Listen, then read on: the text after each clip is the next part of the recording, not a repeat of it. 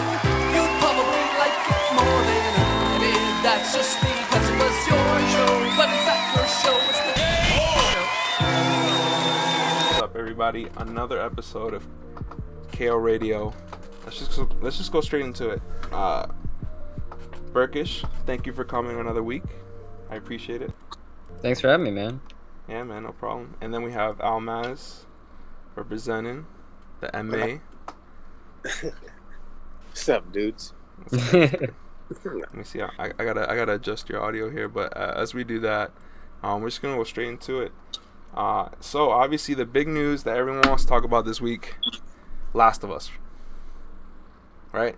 There's nothing else in the world that's happening right now. It's more important than Last of Us. Can I get an amen? Gabe, have you played it? I mean, I like I said, I've only seen like tidbits on Twitter. Personally, I haven't even played the first one. I watched my friend like play the entire first one, so I know I know basically everything from the first one, but like the second one, I'm like, Yeah. I just heard people just like don't like certain things about how characters do certain things. I'm like, I don't know. I heard the gameplay is pretty much the same.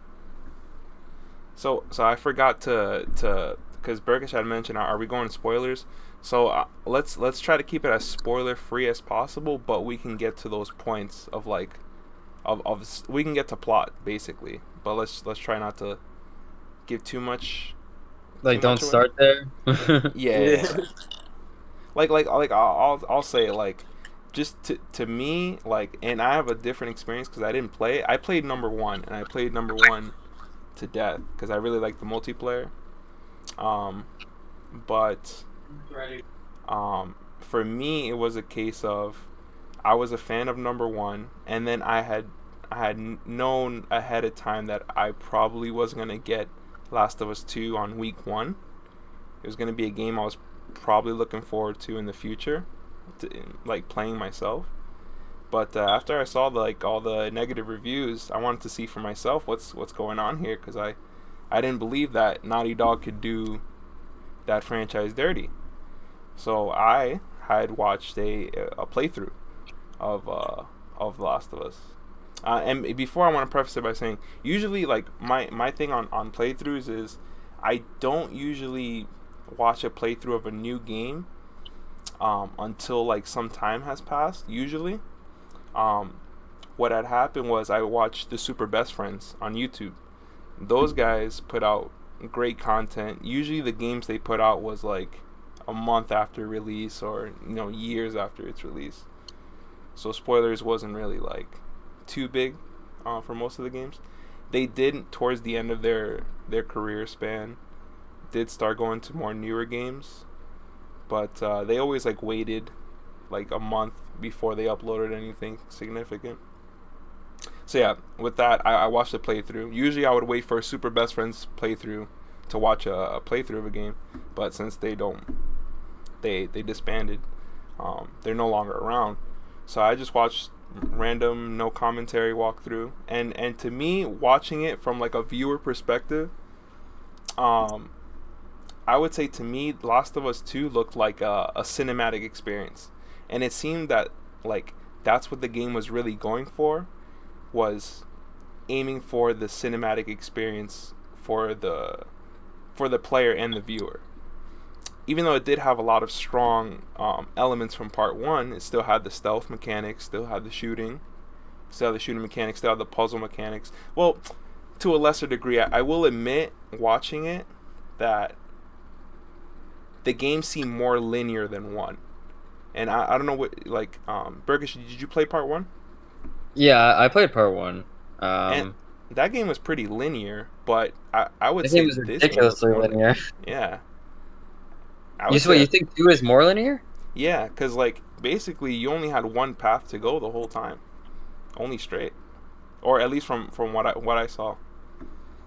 From what I remember of Last of Us 1, I remember it being a ridiculously linear game. Yeah. I mean, it was basically, I just remember it being like a playable movie, basically. Yep. Pretty much. I remember like the game, like the actual playing of the game, like was. I just never thought. I mean, it's not that interesting. I mean, you're just kind of shooting zombies. You know what I mean? But the story of the first one was really, really good. Yep. Um, yeah. And that's where I thought Last of Us excelled at, was the storytelling. And I think, to me, viewing it was that's the sense that I got from Naughty Dog in this iteration, is that they wanted to go for a story driven, like they did in part one, and give more of the cinematic experience, quote unquote, right? Because that's just what we're doing these days, right? You had Until Dawn, you had all these cinematic experience games that came out. David Cage's terrible game came out, and it did pretty well, you know. For all the shit that David Cage gets, he still had a successful game with the cinematic experience with what was it, Detroit 2 Human, something like that. I forget the. Oh yeah, I know what you're talking about. Yeah, Yeah, Detroit. I feel like games like these are basically driven to get people that don't like, maybe not don't like games, but like you don't have to like games to like these types of games, you know. Yeah.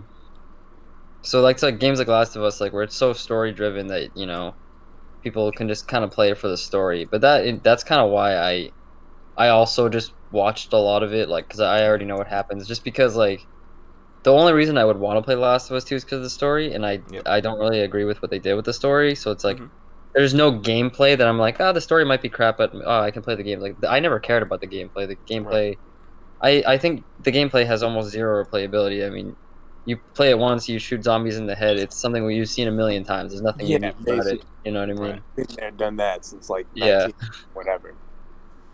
Yeah, for sure. Like, and that's the part where, you know, like when the game comes out, I'm already reading before the game, you know, even officially released in the U.S. You know, people obviously had early copies. Obviously, they gave, you know, the content creators, you know, their early copy. So I was already hearing in the rumblings how some people felt about the game, but I just felt like people took it so strong on social media. And to me, honestly, I didn't see one side overbearing the other. I pretty much saw a split down the middle. And that's what sparked my curiosity. From what it's like, and I don't mean literally in terms of how the movie went, but like The Last Jedi, where like half of the people hated The Last Jedi and half of the people loved it, and there was no in between. Right.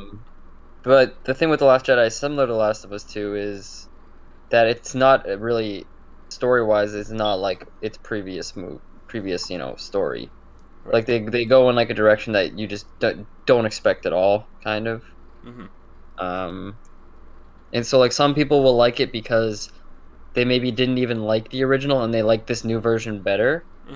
But like for the people that were really loyal to the original, this new version just goes in such a different direction with the story that it's like it's just strange to me. It is. I would agree with that. They did take a lot of strange twists and turns, and without spoiling it, like I'll be honest, I think the game is fine, like just from me viewing it, but like there's definitely points where I was like, this is stupid. And like the last time I really felt like that was when I played Death Stranding. That's the last time I had that feeling. I never played Death Stranding. Like, how was that game? Because I'm not like, okay. How about this? Is it worth like me going and I'm never gonna play it, but is it worth me like going and watching it? Yeah. Or no? Yeah. Why not? You think? Yeah. Yeah, you'll have a laugh. I'm so disappointed in that game. I was so hyped. You'll have a good laugh.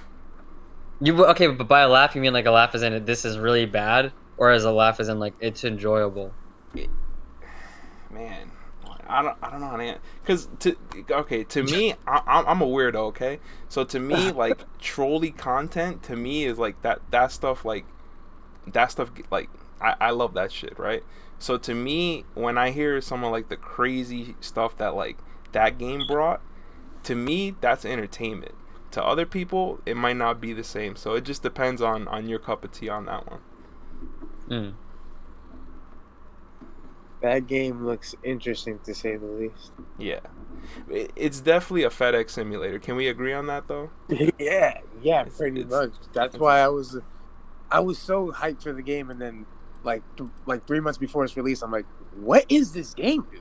Yeah. I'm like, where is the gameplay, dude? And I seen that, I was like, yeah, no. I'm sorry, Kojima. I love you, but Metal Gear was not enough to sell me this. Bro, let me tell you something. Kojima had the best plug ever in the making of that game. I'm gonna just leave it at that. But like, bro, whoever his plug was, bro, I need that number, bro. Whoever Kojima's plug was right in that game, I need that number. Facts. Yeah, like he got Norman Reedus and Oh yeah. The production was there. The money was there to make a AAA game, right?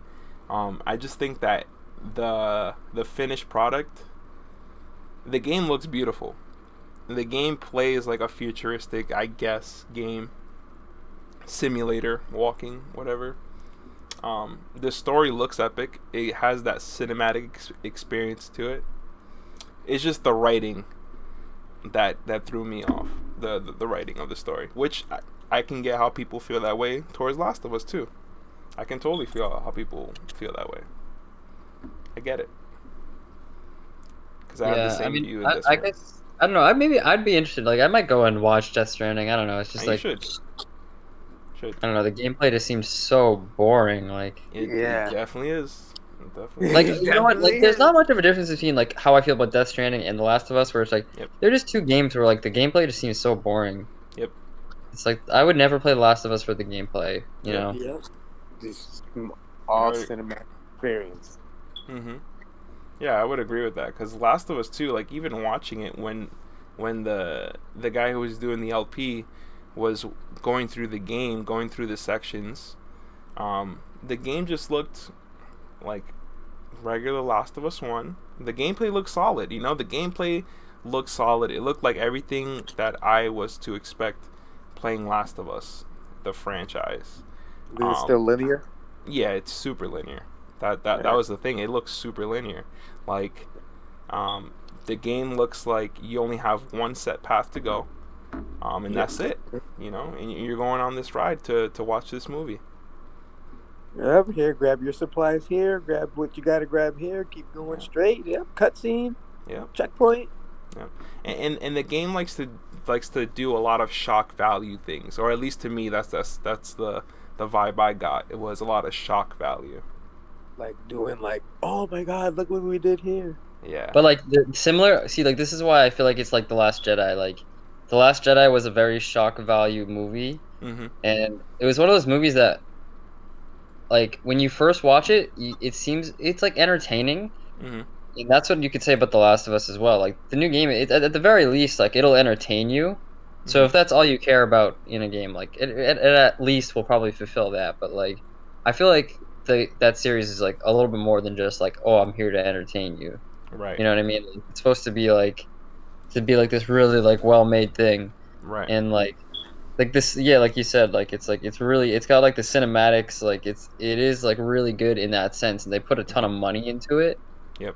So like the production value alone makes it like probably at least an entertaining experience, but it's one of those things that it'll probably only get worse over time. Like Right. you beat it once, you're entertained, but it's gonna be one of those things that over time, the more and more you think about it, it's gonna be like, oh, like the story is just what isn't. It just doesn't, like, you don't. It's not a story you can come back to and like, you know what I mean? Like I don't know. Right. It just doesn't. You know, It doesn't click. it doesn't click for me at least. You know, Yeah. maybe for other people it did, but I mean, not for me. Yeah, I could definitely feel that way. Like both sides too. Like I think either on either side that you're on this fence, like either way you can find the positive and the negative towards Last of Us 2. And yeah, that's that. We'll just leave it on that way. But it's definitely an interesting topic in gaming because it sets a precedence towards a lot of these games that are coming out these days, right? And why games, like, people get hyped for games being delayed. And look, I don't know if people wanted this game delayed even more than it was, but sheesh. What you got wasn't exactly what everybody thought, huh? See, because Oh wait, like, the game got delayed. I didn't even know that. yeah, the game got delayed, and like this is what we got. Twice? Yeah, it got delayed. Like, no, I think once. Once. Yeah. I know Cyberpunk it's a free got upgrade delayed to PS5. I know they're giving Well, you isn't that. isn't the PS5 backwards compatible? So doesn't it not matter? Yeah, I heard this crazy thing that was like Cyberpunk. If you put your PS4 version Mm-hmm. into the Yeah, PS5, they're it, like, gonna give you an upgrade to upgrades. the PS5 for free. Yeah, I'm like, okay, Mm-hmm. that's kind of lit. Yep. Yeah, but Definitely then they should. like Nick said, like I thought they offered backwards compatibility either way. So I'm kind of They interested do. why they worded it that way. I don't know. I guess it's just like an upscale, just like Maybe. you know what I mean. Yeah. I mean, like the game. I mean, like the PS5 is gonna be like a more powerful system. So like, Yeah, it's just I gonna mean, maybe make it it like you run can way better. operate it at like a higher level or something like Yeah. that. I don't More really know. FPS. Yeah, something Game like that. doesn't less Yeah. frame drops. Mm-hmm. Speaking of powerful systems, higher systems, man, you gotta feel for the people who were planning on buying that PS5, buying Cyberpunk, getting that upgrade, and then streaming it on Mixer. You gotta feel for those people. You gotta feel for because their dreams are crushed now. They Yeah, have no man, choice but to go to Yeah, that hit Facebook. me right in the feels, man. Like that I was was, hilarious. Uh, no choice but to go to Facebook dude, now. I wanted to be the fifth I mean, but Mixer those guys streamer. are released from their contract, so it's kind of like yo, Ninja just kind of made millions of dollars and just like, yeah, you can do whatever you want now. Peace. Yeah, GGPO. they're free to come to Twitch. Yep, come back because that fan That's base probably will like what follow them else is going anywhere. to happen to these guys? Like I can't Yeah. imagine anything else happening. Like Yeah, Well, They- it sucks for like the people that aren't as like big as Ninja. You know what I mean? That didn't Yeah. like. Cause I heard like a lot of people didn't get even like. yeah, bro, emails Ninja and could stuff like stream. that. Yeah, Ninja could stream on like Instagram Live and we'll get like 1 million. You know what I mean? Like it Yeah. doesn't matter. exactly. It doesn't matter where he goes. Like he'll find. Yeah, so it's like it sucks for a lot of the lower end people at that because I don't Yep. know, just a lot of fuckery from what I've heard. A Yeah. lot of not letting people know that the shit was even gonna happen and all that. Yeah. So yeah, I'm like, oh. Yeah, like Yeah. because what's gonna happen is like probably some of these people that are streaming on Mixer are gonna try to like transition over to Twitch, but then people just like won't even know, and then like they'll probably lose like a bajillion subscribers. Yeah. Um, Next, you're just So- gonna go with Facebook Gaming. Whoever's on that, I can't Facebook believe that's. gaming. I can't believe Facebook Gaming was pulling bigger numbers than that, and I can't believe Facebook Gaming is even pulling numbers like that. Yeah. In the industry, people we've think that been they- hearing for years that Facebook's been trying to get into this avenue. I just don't understand. Like, it's pretty hard to dethrone Twitch. It's like almost trying to like something trying to come out the cut and try to dethrone YouTube. Oh, many have tried, but Yeah, it failed, we all know that works. We all It's know hard. how that shit goes. especially right now. Yeah. Twitch And right is now, way- you know what's crazy is that right now, like according to the statistics, right now apparently people are the most hungry that they've ever been for content, and it's just kind of weird to me that like now all these streamers that were on Mixer, they definitely should be taking advantage and just be now just whether it's YouTube, because YouTube you can stream on YouTube, you can stream on Facebook, I guess, but YouTube is a great avenue. Twitch is a great avenue, and I'm sure somebody's gonna make up the next Mixer, sooner or later. Oh, there's always something there. Yeah. Right now, apparently the people are fiending for content. I think definitely the FGC we're definitely fiending for more content, right? I don't know if you guys get that vibe, but I definitely get that vibe. I mean, for me personally, like I don't even nothing to really watch on Twitch for me anymore. Like I'm just Right. like, who am I gonna watch? And like half the time, if I do hop on Street Fighter, I'm like, who the hell's streaming? Like, Right. there's nothing that, especially like right now, because of this whole thing. So I can't like that for the most part. You can't even like put too much like thought into it, but like still. yeah, it's weird. Like for me, like I feel like I used to consume more FGC content than I do now. Like Mm-hmm. like when Mike Ross and Gutex were doing their thing, like I always loved Yeah. watching that. Yeah, Yeah. all the time. I was always on everything. Now it's just like, man, I was always up till 3 a.m. trying to watch everything. Mm-hmm. Oh, Taxi's Japanese stream. Oh my god! Like, oh, what the hell? Bro, I going remember, on? yeah, like Gutex and Mike Ross. I don't know if do you guys remember Bay Rudy? Bay Rudy. No, It might have been that doesn't ring before. a bell to me. He was one of the original guys I would watch. Like when I first started getting into Street Fighter, I would watch him play. Like I would watch. Oh, and there was a guy named True Talent. Like there was just like a lot of content creators that like I used to love watching play fighting games. Now I just feel like I don't do it. Maybe it's because like I feel too like I don't know like close to these guys like in Mm-hmm. a way where it's just like I don't know. Maybe it's just because I'm too ingrained in the community now where it just Mm-hmm. would Yeah, it but just feels like like awkward. essentially, like you guys are the ones that like are being put on the YouTube videos that you were watching. You know what I Yeah, that's mean? weird. It's like see because I'll go on Yeah. YouTube and I'll see my name Mm-hmm. and I'll just be Uh-huh. like what like Yeah, I'll have like one of those dudes that upload replays. And I'm like, oh, there's Hoji. Yep. yeah it's like featuring Hoji, Zaffarino, Burkish. So now it's just like it just feels weird for me to consume the content now because it's just like I don't Yep. know. It's like the magic Content of is it's like so gone because it's like oh familiar. people Yep. are uploading me now. It's like I don't even. Yeah, that's Yeah. actually it's funny you bring that up. So it's definitely like a cause and effect that happens in like most avenues, like especially coming from like I would say the same thing happened in the music scene for me. Like so like in the music scene, right? I used to just like try to work and try to like um see what all these musicians were doing, like all these bands and stuff. So I try to like learn and stuff. But once you actually get in those circles, once you actually like start to become someone that people are uploading you and starting to recognize you, it becomes so much different. And it happens like it's so weird. It happens in music a lot. It happened to my band.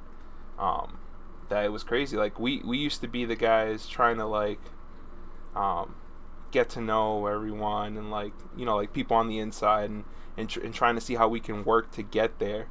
But then like once we got there, when we realized we didn't have to work to get there, but once we got there, it was like, oh, there's nothing really too different here except like now I don't want to listen to all their music a lot, or I don't want to you know what I mean, watch their set or whatever. That's definitely a thing. Because it's just like once you get in there, you've already consumed so much content, right? Yeah. And that's like a key thing too. Like right now, people are like, I wouldn't say people are fiending for content, but it's definitely like if you do something, um, if you do something that is um, very entertaining nowadays. I feel like it's the avenue hasn't become easier, but there's definitely more of a viewership now. Because now, before it used to be like YouTube, Facebook, Yeah. um, MySpace. That's how you used to promote yourself. But now we have like Twitter clips, TikTok, Snapchat, Instagram, where these things were made. Their foundations is based off shorter clips than how we used to work it back in the day. Like in the music scene. The music scene, we used to share long ass videos, clips of Yeah. our music. You know what I mean? Yeah. And that's how you promote yourself. Now it's like you get a hype clip on Twitter, and those 12 seconds provide way more content and reach way more viewership these days than what we used to do back in the day. It's pretty crazy how that Especially works out. right now because everybody's at home. Yeah. So then you got like, especially right now since all these online tournaments have been happening, you got a lot of people that don't get to show up. Yep. You know what I mean? Being able to showcase what they can do, and it just, you know what I mean? You see like like Space Boy coming out the cut, winning tournaments, and they're like, oh my god, a soccer player! Like, ooh, you know what I mean? And that's that. And then who's Burkish? You know what I mean? Stuff like that. Like, just a Yeah, whole bunch. dude. You know what I mean? I Just a remember whole. Space Boy. Like I remember I used to think Space Boy was just like trash. I remember I used to think that like I would play him Oh, online. I'm like, dude, this dude is trash. Like, there's no way. But I think what happened with Space, the dude just like he's one of those guys that, like he was an anime player, so like Mhm. it's clear like he was good at the anime games, and then he started playing Street Fighter, so he was just like probably getting used to the game. But Yeah. the dude got better, like got good so fast. Yep. But One yeah, more no, thing. I think like one thing about like the Mhm. content is like I think like when you what used to be with content was like a lot of times you used to have to like maybe buy a capture card and like Mhm. buy video editing software where it's like now it just seems like it's getting Uh-huh. so much easier to just It like is. You can literally be playing on the PS4, press one button, and then it's on Twitter. Yep. Yeah. Like, yep. Here's a clip. So it's just like the barrier of content. Like anybody can create content now. So it doesn't seem it's not like this thing where it's like, I don't know. It's just very easily accessible now. Right. Yeah. The only thing now is like how good can you make your content? Right. So now you have to just become good at content. And good. I would say consistency is a big part of it too. Yeah, you know what I mean, consistency and just like, you know what I mean, more than just like uploading a clip. You're gonna have to like actually talk, provide like an actual entertainment. Right. Yeah. But like either way, there's multiple different avenues for it, right? You just gotta find like whatever the niches of that audience, right? Because now like there's so many different audience these days that you can just go for. It's kind of wild. Yeah. It's like you know, actually let me not say his name. I was gonna say, you know, the JRE podcast, but yeah, that's actually a good example. Like the fan base of the JRE podcast, like the original base, like they're a certain type of crowd, but because of the guest and because of the topics covered, that base circle grows into so many subsections of different communities, you know what I mean? And then when like certain people are on the podcast, that's why you have that core, but then you also get an influx of whatever other community as it relates to. And sometimes you get an influx of, you know, different communities that didn't even know about, like let's say like when Reggie Watson was on, or like when some of the doctors are on, and people that don't even know anything about the field can listen to this, and now they're consuming that content, you know, and that opens the avenue for other content creators in the field. If you get new fans, you know what I'm saying? Like fans are really what keep you going. Yeah, oh, of course. Yeah, definitely 1000%.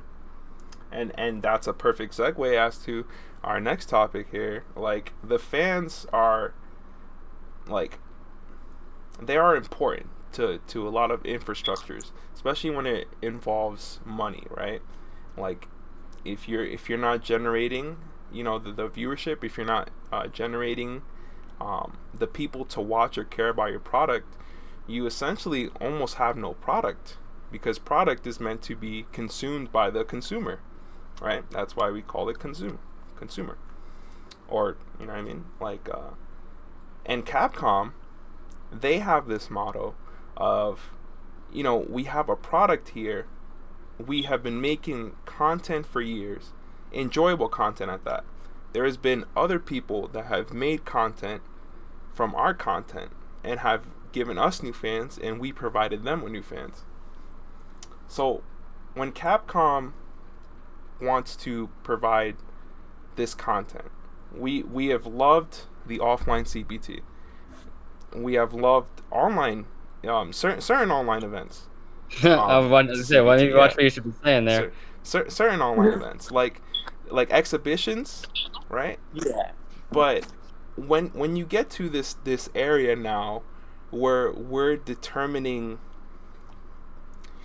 because this is very important to get out there, because some people would just hear, oh, online CPT, at least you guys got a CPT, you know, during coronavirus, right? And yes, I understand that point, but you also have to understand, like, from the player's perspective, like, if you have this thing that is achievable, the mountaintop, right? You're offering the mountaintop to people. And now we're going through a different avenue this year. And we get it, you know, circumstances. You know what I mean? COVID shut us down. And we have to respect that, because that's actually something that's happening in our history right now. You know what I mean? So COVID shut us down. You know what I mean? It is what it is. We have online CPT now. Online CPT, instead of giving you ranking points, instead of giving you an invitation to another tournament, instead it just brings you right there to the finals. And it's cool. Like, Like, That's how it used to be in 2015. yeah, let's just get this out of the way. Like, the two people who have qualified already through online, they deserve it. And Yeah, I don't think you're gonna hear different in this podcast, right? But my issue, and this is something that I hope we get into extensively today, is the powers that be are offering the mountaintop, but under what circumstances? And are these circumstances even fair in the first place to the player and the spectator? So I'll open it up to you guys. So sorry, I had to get a long rant in there about this, because you have to preface this. Like, people have to kind of understand the whole picture, because we've been seeing a lot of people just reacting to certain things, right? But there's like a whole picture here. Yeah, no, it definitely is. Like, I mean, I agree with you that, like, I think the two people that we got are good, and like, so like the end result I'm happy with, but it's like the way we got there Yeah, exactly. is just like really, And it's really, nothing against them. It's really. nothing personal. It could be any other two people, and I think the same points would be brought Oh up no, today. like I said, the two people we got, I think that's the best part of it. Right. Been the best part of it, is that we got two good players that like deserve to be there, and like if this was an offline CPT, there's a good chance these two guys would have made it in anyways. Mm-hmm. Yeah. So like in that sense, it's good. It's a good thing that like Kacheksik didn't qualify. You know what I Right. mean? I would agree. But but like yeah, like the rules, like, and I've been talking about this to death on like Mm-hmm. Twitter and stuff about like obviously everyone thinks the rules for the CPT online just they don't make any sense. Like Right. They go. They I mean, really. especially like the biggest one is just the training stage one. Right. I mean, This is that's the big one. It's like dude, the thing that I find the funniest about it is you have a stage that most tournaments force you to use. Mm-hmm. Most of the time they force you to use this stage. Mm-hmm. And so then you go into this tournament and then they ban it. So it's like it just doesn't make any sense. Like I can't even Right. think of like a comparison that I would give. It's like especially online. It's just dumb. It's just dumb. There's no other way to describe it. It's just like I don't care about your viewership. Like these guys need to play at least with the like if you can minimize like anything, Mm-hmm. like do it. Like I don't understand why you would just like, yeah, let's play on Ring of Power. Let's play Yeah. right there. Let's play on Bison stage. Like what do you Yeah. no, dude. and it's like and what you can do too is you can take training stage and you can mod it to make it whatever you want. Yeah. Exactly. So like They it doesn't can have to do be that. So Capcom's lazy. all right. So let me play devil's advocate here, because I've actually been talking with a lot of people about this, and like I've heard a lot of sides, and I like to play devil's advocate just for myself, like all the time. So like let me do this here, right? So when it comes to the training stage being modded, right? If you like, let's say if I'm gonna put myself into the shoes of someone running the production team, right, of a Capcom esport event, and somebody in the room brings up to me, let's just say hypothetically, I'm in the shoes of somebody in charge there, and somebody brings up to me, hey, to reduce lag, yada yada yada. We can use PC. We can mod the training stage, and we can make it look like however we want it. And it's going to provide players more lower latency. Sorry, and it's going to provide for a smoother gameplay experience, right? Now, if I'm putting myself in those shoes and how I think that somebody in that position would think, in my head I'm saying, well, why are we using the PC? It's not the product we launched on. It's not the product that we've been trying to push this whole time. We've been pushing Street Fighter on PS4. Yes, we have it on PC, but for the majority of CPT, going back to 2017-16, we've been running our CPTs on PS4.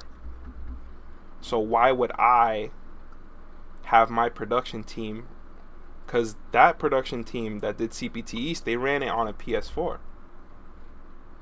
when they have I PCs. I don't think the issue is a PS4 thing. I think it's more like, well, first of all, they won't even allow a training stage. But second of all, it's like I think that maybe they wouldn't like the modding part of that. Yeah, Like, that's what I was gonna get to. That why would I even allow, even after we get past the PS4 part, why would I even allow a mod to be shown on my official, you know, thing that's the supposed to be argument that I was promoting saying is that you could mod it my. and then nobody would know because Right. you could easily do that.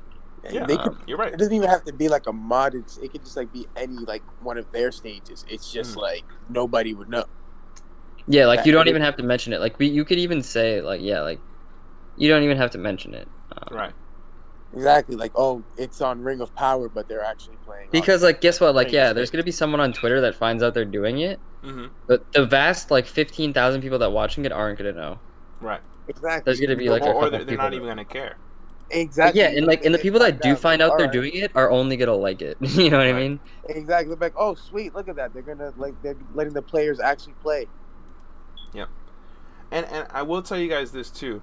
Like, actually, let me hit up someone from this Discord. Let me see if they want to come on for a little bit. So like, from my other Discord, these guys are like super casuals when it comes to like FGC things, right? So like, when I'm talking to them about it, right, and I bring up the grid situation, I'll bring up someone in particular, my boy Milky. Milky has been watching since Street Fighter 4, but he's like casual. He just likes watching. Like, he likes watching like the top players. He likes watching trolley clips. He loves watching Zangief just destroy people. He loves watching Zangief destroy me. So yeah, he watched Street Fighter 4 with me, like when that was going on, and mostly evil, right? Just evil stuff. And he remembers, he brought this up recently, he remembers watching Evo, Street Fighter 4, and them all playing on the grid. And he said even though the gameplay might have been at its peak, at its most optimal level, and it might have provided more enjoyment for the spectator, just the grid in itself gave him like an eyesore.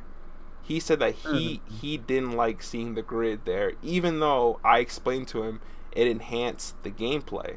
And he was like, after he understood that, he's like, that's all cool, but to me as the spectator, the seeing the grid there for 16 games straight was a huge eyesore. Well, the problem, okay, here's the problem I have though, is that if you don't want the people to pick the grid, then don't make the grid a pickable stage. Right. You know what I mean? Yeah. Like, you could easily just have it be in training stage, you get the grid, and then it's not selectable.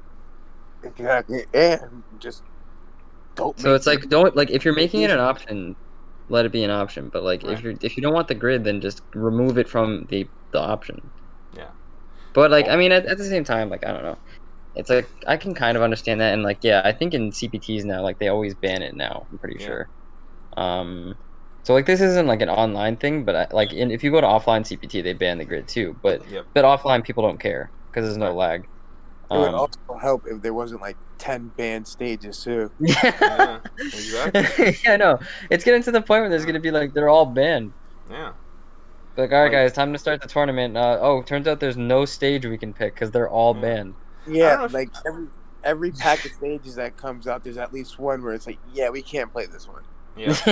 Yeah. Like, I don't know if you guys remember when they revealed Skies of Honor, and Capcom was super hype off that stage, and then turns out a week later we're like, no, nobody can actually play on this stage, but they were so proud of that stage. It was giving people like motion sickness. Yeah. But like a lot of people were just like, I was just like, wow, what a. I just don't know why they would design a stage that they're going to ban. Like, yeah, there's so many, like Kanzuki Beach. I promise you, no one at Capcom thought about it. I promise you. I love Kanzuki Beach so much. The music too. is so awesome, and then Birdie is just the best character in the game. There, it's just like, thanks. It's like, why would you do that? And it's so easy to fix, but they're lazy. That's what it seems like. They could easily just make the water clear, or they could just take it out, or just push the beach back. Or there's so many ways they could go about it, but it's just like they just rather not. Like, yeah, just have this stage you created just not ever be used, ever. Yeah, like I just don't see how hard it is to like when you're designing the stage, to be like, hey, like maybe we shouldn't have shit flying over the screen all over the place. Like, yeah, you know you're what I mean? right. We Like, we Yeah. we designed the stage so people could actually use it in the CPT and show it off, not so we could because just. like that's how they sell stages and stuff. Is you know what? And you know what? That's probably what it comes down to when you think about Yeah. it, right? They can't sell the grid, They can't sell the so grid. they can't sell the No. grid, so they don't want people to use it. You know. Hey, if I'm in charge of that team, and I'm wondering how I'm gonna make my next paycheck in the next couple weeks, I'm saying that, Burke. I'm saying, how am I gonna sell the grid when we have a team who made Skies of Honor and made Kanzuki Beach? We gotta sell that. We gotta Yeah. sell that. Yeah, I mean, like yeah. Just I playing don't devil's know. advocate. No. I mean, like, obviously, the reason they do it is an aesthetic reason. Right. But like I said, you can fix that through the mod. Right. So it's not really an excuse. Like, if it's just the aesthetic you're worried about, it's fixable. And I think that's a situation that'd be agreeable for everyone. You let the players play the grid, but you mod it so that it's one of your prettier stages. Yep. And that fixes it for everybody. Mhm. So, I mean, they're Or- not banning people that do mods, so they can't Right. say that like modding is terrible, or else they would, they wouldn't allow They'd be people to do it. cracking So, down on it. yeah, Yeah. they'd be cracking down on it. So like they're clearly okay with it. Yep. And it's just an aesthetic thing, and it's their game. They can do whatever the hell they want. You know what I mean? They'd be like, hey, like we're modding, but you're not allowed to. Even if they say that, that's fine. You know, it's like, personally though, if like you're getting like actual hot take, I guess it'd be like, Mhm. I don't think the grid makes that much of a difference when it comes to lag. Like, I think I've people heard blow that it out of argument. proportion. Yeah. I think it might make a difference sometimes, Mm-hmm. but I I only don't think think it in makes a certain big difference. stages. Like if a connection's gonna be good, it'll be good no matter what stage. If a connection's bad, it'll be bad no matter what stage. No matter what stage. Yep. The grid, I mean, there has been research shown that it can help in certain situations, Mm-hmm. but most of the time it's not going to be any different. Right. So like that's where I think people are just like getting like I said, I think the grid should be unbanned.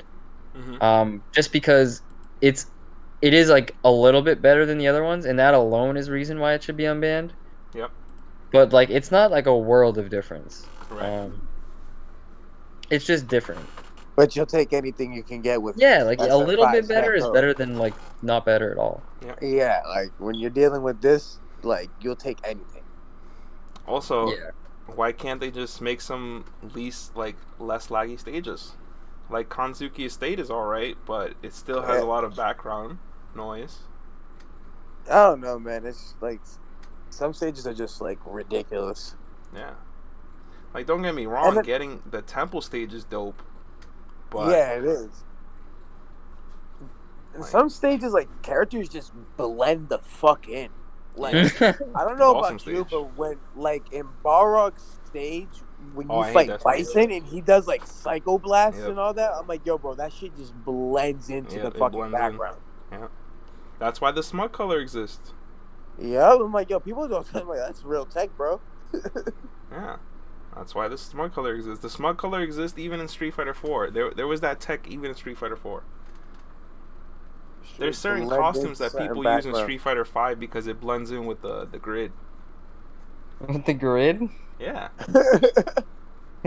G has a costume that blends in with the grid. I use it. I used it in the beginning, but I stopped using it because it's crazy. But that It's color crazy how far people are willing to go. Like I don't even think about that type of shit. Like Yep. Yeah, me neither. I see a I'm color. not like in training mode being like, all right, what color will make me blend in? It's Yep. like The only thing that I've had, like I will agree, certain costumes are like really distracting. Yep. Like Chun-Li's wedding costume. that, Akuma's CPT costume is kind of annoying. With the bow in the back. Yeah, and don't even get me started on Gil. Freaking, I don't know. As soon as I seen that pyro costume, I was like, "What the hell are they thinking?" bro, Why that thing is wild. That was a mistake. That was definitely a mistake. Yo, like what? Was I don't know how that got passed in the production meeting. Yo, they're like, "This is fine." Yeah, this is fine. Online plus this, perfect. Did they ban that costume for CPT online? Bro, they banned a ton of costumes. They Okay. banned Yeah. Wesker Urian. Oh my God! Really? What? Why What area? Wesker? What can anybody Oh. come up with a reason why they would ban Wesker Urian Yeah, why would they ban Other Wesker? than this is Burkish's favorite costume? That's That's crazy. the only reason I can think of. I think that's actually kind of dumb considering it's literally their It's Wesker. Yeah. I just don't like. It doesn't make sense. Like, Doesn't. it's Capcom's game, and so is Resident Evil. Mm-hmm. You saying because he's too cute? I mean, I don't think that. I don't think that's why they're banning him. If anything, I think what it is like. I don't know. I can't think of a reason, but like, remember like when they banned like that Magneto costume in Marvel Mm-hmm. because he represented like a dictator? That's the only thing I can think of. Like, where like Wesker's evil, but like Urian's also a villain, so that doesn't make sense either. I mean, Yeah. I It don't doesn't- know. Capcom's just They just- suspect. they're just picking random shit at this point. They're like, oh yeah, ban Wesker Urian. I wouldn't be surprised if they're just like, oh yeah, like Ryu the character is banned, can't pick him. Like, you know what I mean? I'm gonna put this on, even though it's on the recording, but I'll find some way to clip this out. Thank you so much, Bunch, for the resub. Yeah, we have new technology, so I can actually do this. I was scared to do it the other times, but we actually have the technology now. So, but yeah, like, hold on, like, I'm just trying to wrap my head around why ban the Wesker skin. Like, Yeah, like I'm gonna look it up because I don't think that, like, okay, like, so you're telling me Wesker's banned but Thong Urian isn't? Is that what they're saying? Or that's crazy. Yeah, I don't know if that's the case, but like I haven't actually looked into it. But like that would be mad funny if I could run around in a thong, but I Yeah. can't be fully dressed up as Wesker. Like they're just you just said like they just haven't put any thought into this at Yeah. all, you know? Nah, So- they're just like I want to touch on that. Like, the main theme of everything we've been talking about, we're going to get to more, but the main thing of everything we've been talking about in regards to the CPT is that there should be special exceptions and certain rules that should be in place if you're going to do a CPT online. Am I fair to say that, or am I reaching for the stars there? No, that's fair. Right. It only seems right that we can definitely adjust the current rule set to the environment that we have, because the world has everyone in the world has had to adjust to what's going on right now, the pandemic, coronavirus. But it seems like even though we got CPT online, we're not there yet that they even have to change their rule set. yo, Brian F with that host though. What happened? Brian F hosted us? That's what I'm reading on the freaking thing. Unless my Twitch is just being on. I don't think that happened. Nah, he's streaming right now. He's running. Almaz, how high are you? No, I'm reading something else. When you get there, bro. Yo, he's seeing things, Yo, man. my Twitch is acting up. I'm like, yo, what's up with this Twitch? But Bunch did subscribe, so maybe. Yo, thanks Ninja for the host, bro. I appreciate it. Ninja, thank you so much, bro. Yo, Drake, where you at? Drake, come on the It's podcast, like, Drake. yo, this. Yeah. Can make Damn, my day. President Obama with the raid, bro. Yo. Appreciate you so much. Dude, one day I'll get there. One day I've I'll heard get it there. just start making shit up. What the hell? I was like, what's going on over here? Yeah, but yeah, I actually forgot. What was the last thing we were talking about? We were talking about rules. Oh yeah. That there should be, a certain different rule set. I think that's fair. I mean, like you already know, I've said plenty on the whole item. Oh, we're gonna thing, get to but- it. We're gonna get to Okay. it because yeah. you should address it. You should Oh, address. yeah. We should address it. Definitely gonna. Yo, Bunch, let me toss you a Discord invite. But yeah, like we gotta talk about it, because right now communication is very important, right? And like, even if this falls on deaf ears, just the fact that we're able to like speak our minds, I think is a good place to start. You know what I mean? Like there's a lot of situations in the world where people are speaking and not enough listening is going on. But you know what I mean? Like even if we're adding on to that, I'm down, because I think the conversation needs to be had. Bro, And, you know what's so funny is like in like we were talking, like we were even like adding, like talking to Via on Twitter about it, Yep. and he was saying like, oh, this is all good criticism, but this should all be directed towards at Capcom fighters. It's like, Yep. we've all added that Oh, at yeah. Capcom Fighters. They don't read the tweets. Okay, Yeah. like they don't, and it's like, and then if you go to they have the submit a feedback. This is the funniest thing I've seen, because Brian F wanted to submit feedback, and Yeah. so then he clicked on the link to submit feedback, and it was just asking him about like what DLC he wanted to buy. Yeah. Yeah, I clicked on that same And so thing, and it's like, what are we doing here? yeah, They it's don't just like care. the only thing we can do is like talk shit on like Twitter and stream chat, like, Yeah. and like obviously like, I mean, it's one thing to complain about it. I mean, it's just like the way I see it is like all we can do is complain to the members in Capcom the most close to our community, like the Right. closest to us. So like if like KO, me, you, and Almaz, we're on like the ground, we're on the community, and then Ono is at the top of Capcom. We have to Right. find the people that are like the most in between. And Mhm. Alex Valle is like directly one of those people. Right. And then every Uh-huh. time we would say shit to Valle, he would just be like, "Don't talk to me about it." It's like Right. there's no one else we can talk to about it. Yep. Yeah, I get it. Honestly, who else do we talk to? It's like Yeah. like You're trying to open the line for communication, and it's just not there. yeah, dude, and it's just like these guys. You can at every Street Fighter, every Capcom USA, Capcom Japan. They're not gonna listen. It's just like it falls on deaf ears. Right. No, So Bunch it's said just like Bunch said Mama Dow, and no, like she is a understanding person. The problem is like she runs Capcom Fighters Twitter, but it's like people at the Capcom Fighters Twitter. yeah. Yeah. It's You know, just I like, don't, but you she know, can only do so much. She's there. She can probably convey messages, but Yeah. she's just like she's at Capcom USA in like California. You know what I mean? Where like most of the big decisions are happening in Japan. Yep. So Yeah. it's just like Exactly. I can understand there's difficulty there for her. So I I'm know, like, like I will we're gonna have to like page G Una or something like to like. yes, straight up. Pretty much. Page Z. But like I said, the way I've seen it is like there are some like obviously like it's easy to complain about this, but there are some obviously companies that won't listen to their community like at all. But like Yep. it just seems like this is such a thing where like it's run by community members. Like why is this not? It just Well, like it seems like it should be so much easier to open this dialogue exactly. than it is. Yeah. That's what I was gonna say. That it just seems like this is such an easy fix, but it's like nobody really is about that life. Yeah, nobody wants to fix it really. Yeah. It really does seem like such an easy fix. Now, this is our perspective. Maybe we're totally wrong. Maybe it is super hard to change these rule sets. Maybe, but just to us, and this is where I open it to Capcom, is tell us how hard it is. Like, explain it to us how hard it is to do like what we feel are simple changes. If they had that Exactly. line of communication with us, I feel like it would be much better. Yeah, but they won't. They won't. I mean, like, I guess, like, the way I look at it is, like, this whole online CPT is just, like, a clown school anyways. Like, I just, like, I'm not even, like, it's something that nobody's even taking it seriously because of how much of a joke it is. Like that's what I'm saying. Like the CPT in general is just like like it's people are trying to be serious, but at the same time, it's like how the hell can you be serious about it? Right.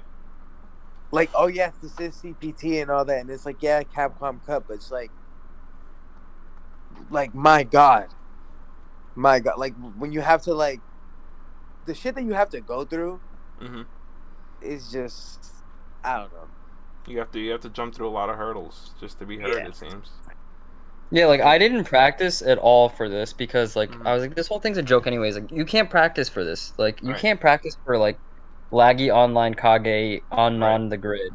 Like on, like, Exactly, you're never Forsaken gonna be ready. Forest Like or whatever. Like, there's no training for that you can do. exactly. Like you're gonna be just end up playing somebody, and it's gonna be like, well, this guy's just playing Dragon Ball Z right now, so there's not really much I can do about this. Let's just start pressing buttons. Up, I lost. Like that's why it's just like, why take something serious where you could go like 4 matches? Oh yeah, I had some good matches, and then you have worst match ever. Yeah, like, It's and like you guys know, like, offline is just so much more consistent than online. Like, online removes the consistency of it in such a big way that like it just definitely. anybody could, like, I'm not saying anybody could win online, but like the possibility becomes way higher. Right. Yeah, because you never know like what's happening on the other end. It's just like something can just like the game could be running really smooth, and then all of a sudden there's just a crazy lag spike, and then boom, and it's just like, oh well, that happened. Mm-hmm. Whereas Yeah, like right. there's offline, you're never gonna like, yeah, there may be a frame drop on some stages, you know what I mean? But it'll never be the same as like somebody jumping and then doing an EX move in your face the next frame. Like what? Yeah. Like, nah. Yeah, shout outs to Lord Bunch for joining in the call. Thank you so much for What's coming up, through. boys? Let's go. Oh, Thank you so much for what? coming.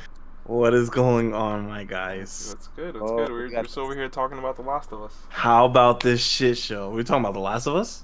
JK. Hold on. We This did is like talk about this Last is of the Us. shit show podcast where we Yeah, talk it about is. the last Hold on. We talk about and shit Mixer and CPT Online. I'm 8 hours in and I'm loving that shit. You know what I'm saying? Talk that. Let's go back. Okay, so we Yo. started this show with Last of Us. How do you feel about The Last of Us? Someone who's playing it right now. First of all, if I'm about to start streaming this shit after we get done with this conversation. Yep. So if y'all want to catch that, peep that. But you get the raid. no, that's crazy. Yeah, Last of Us is dope. Nah, but I don't want to derail this shit because I really feel like you guys are having Talk a about it. very, very, very important conversation that needs to be had because I've been mulling this shit over in my head for Nick, when did we have that argument in the Casa chat About Like, what? the IDOM thing? Oh, that was like Thursday, right? Let's Yeah, talk that was like about it. less than a week ago, I think. Yeah, it was definitely like 4 days right, ago, right. if I remember correctly. It was definitely like right before the shit, cause like Yeah, that's when I was like, the Wednesday I or was like- Tuesday. I was like so whatever about it, about the situation, but the more I'm like mulling it over in my head, I'm like, yo, this shit is kind of Yeah, man, stupid like I said, like right it was now. okay. Here's the thing with the item rule. That the thing was, it wasn't that I was so passionate about it. The thing that annoyed me was that nobody thought it was like for example, the grid rule. Everybody agreed that it was a shitty rule, but they weren't super passionate. Like nobody was storming the gates of Capcom to get them to change it. The problem with the item rule is nobody was even acknowledging that it was a problem.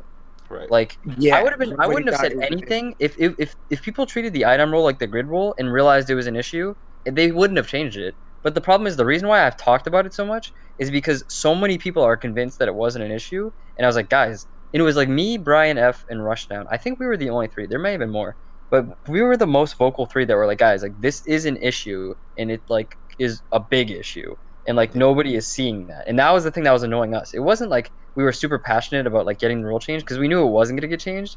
The thing that annoyed it for us was like we knew this rule was broken, but nobody was acknowledging it, and everybody was calling us like weak-minded because we were like, "Oh, you're afraid to play IDOM." It's like, no, I'm not afraid to play IDOM. He's not on my side of the bracket. I'm not gonna play him anyways. All right, hold on. So let's break it down. Let me be a little bit of devil's advocate. What is the downside of having IDOM in that bracket? The downside is what you could see. So what happens is when you don't have incentive to win. Well, there's actually multiple arguments why there's a problem with it. So the first one. So what's the highest priority? Like what is the highest? I'll tell you the highest reason why it's a problem. And then there's two big reasons, and both of them happened. The highest reason I call it like the moral argument. And the way I explain this is I have to take IDOM out of the picture because I think the problem is people are too biased towards IDOM. Right. So the way I frame this is in a completely different frame. So what I say is, if you had a tournament where the prize of the tournament was like a high school student to get into college, let's say the prize of a tournament is to get into college, you should not allow a college student to compete in that tournament. And that's essentially what was happening with this tournament, is you have a college student competing in a tournament where the prize is to get into college. So morally, all that college student's going to go is he's going to go in and just ruin the dreams of everybody while not hurting himself at all. That's like the biggest reason why. But then the second reason is when you have no incentive to win, which Idom didn't because he had nothing to gain or lose, your only incentive is to affect who wins. That's your only incentive. And so when that includes purposely throwing and match fixing. So it makes match fixing super easy. So to give you an example, in the winners finals of my pool, I played Zaffarino.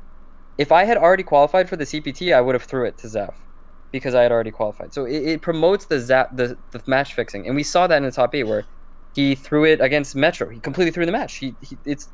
You can't say it isn't match fixing because even if it was intentional to help Metro or not, it's match fixing and that's why Metro made it to the losers finals is because IDOM match fixed, and it's just like I said, you have a rule that one promotes match fixing and two is allowing someone in a tournament that shouldn't be there in the first place. So it just. And now everybody's jumping on. Now everybody's on Twitter is like, oh my god, IDOM should be banned. IDOM should be banned. It's like, okay, now they see it. Now that it happened. But I was telling you, like, and also, and one more thing. Yeah. IDOM is #1 seed. Yeah. People don't understand. When you have #1 seed, no matter what type of player you are, it gives you a huge advantage. So it was super likely that he was going to make it far in the bracket and that he was going to start affecting shit. So people were saying, oh, maybe IDOM won't get far. It's like they gave him first seed. Of course he's going to get far. People are calling to get him banned? From this tournament. Wait, from this event. From just this event. Okay. From the aftermath. From the aftermath. Wait, what? No, so you what can't happened? ban somebody after the event that already happened. You can't ban somebody from already. So you're talking about banning IDOM there are from more another tournaments. CPT. There are more CPT qualifiers that he's eligible for. And so what IDOM said, IDOM said he's going to stop entering.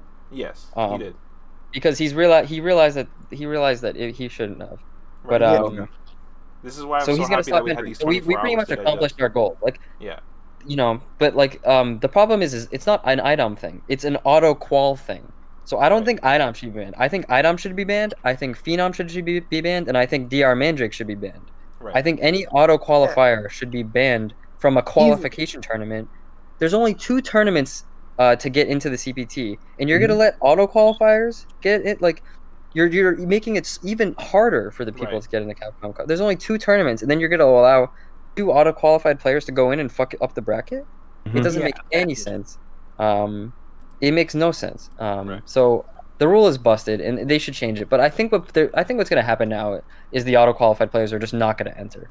But it shouldn't be on them to have a good moral standing. Like obviously, like if IDOM had it his way, he'd be playing in all of them if everybody just shut up. So like,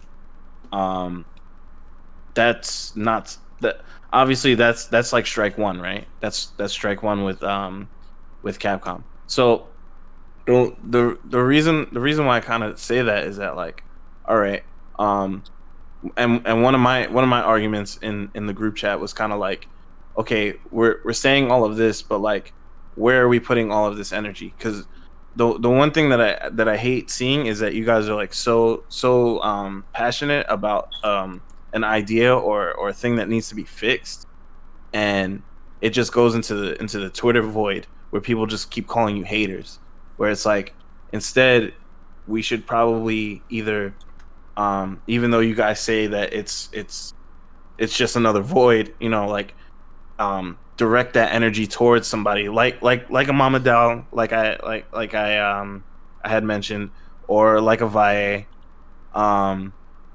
who is, I guess he just named himself a consultant today. I didn't know that he was one of those people. Well, look, but that's the thing is that like we didn't even know that guy was a consultant for this type of shit. So it's like they do a poor job in like letting us know who we could be like directing this energy to. Okay, first off, I directly did do it at both Valle and Capcom Fighters, which is run by Mama Dao. So I directed it at both of those people. Okay. But I mean, the thing is, and everybody has, like, you see all over Twitter, all over Twitch chat, everyone's saying Freely Grid. They got the picture. It's not that they don't know what the people want. It's whether or not they do it. That's my bigger thing. But I mean, like I said, do they, or like, because like, it's one thing for us to tell them, right? Because at the end of the day, they are just consultants. They don't have to do anything that those people say. Like, if I pay a consultant on anything, I don't have to listen to his advice. Right. At the end of the day, and that's what I'm saying. Is that's what they're doing. Like, Valle said that, like, he agrees with us and he's tried to get it going, but they don't. That's the thing, is like, it's my biggest. Again, the reason I was talking about the item thing, like, there's a reason why I haven't been passionate about the grid rule, and it's because everybody agrees on the grid rule. The problem I had, and this is what Brian F was talking about, because there was a while where it was like me, Brian F, and Rushdown were talking into a void of people that didn't agree with us. Right. And it was because what we were talking about, we're like, guys, like, this is a flawed rule, and as a community, we should be able to recognize what a flawed rule is. Right. You can't recognize that's the thing. That's the you thing can't that I recognize got what a upset flawed about. rule is, then you're not even going to be able to. You're not going to go to Mabadao or Vaya in the first place because you won't know the rule is flawed. So what we were trying to do is we were trying to get the community to realize that the rule is flawed, which now they do. But you know. Yeah, it only took a qualifier that you guys really cared about to get everybody to understand it, which is kind of fucked up in a way, but it's like, there's all right. So that said, I mean, there's also nothing like, okay, you guys did all of that, right? You went through the proper channels, you went through the improper channels. Nobody fucking listened to you. Did any of you guys consider not participating? Me in the tournament? Yeah. Generally, I mean, there's no reason not to. I mean, like I said, like we're just trying to train something for the better. You know, it's a free tournament to get into CPT.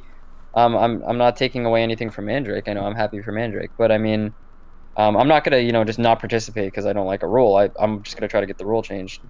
No, well, I see it as like a chance for us as a community to like stand up and be like, hey, look, we don't like how this shit is going. You should consult some people that actually do online events on a highly regular basis, like a Super Joe Monday.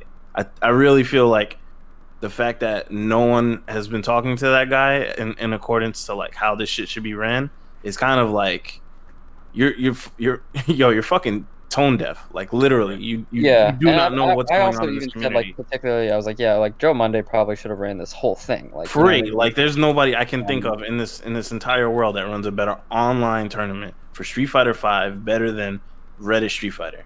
They do it twice a week. They got the best numbers. They have the best community. Like free, and he's one of my competitors.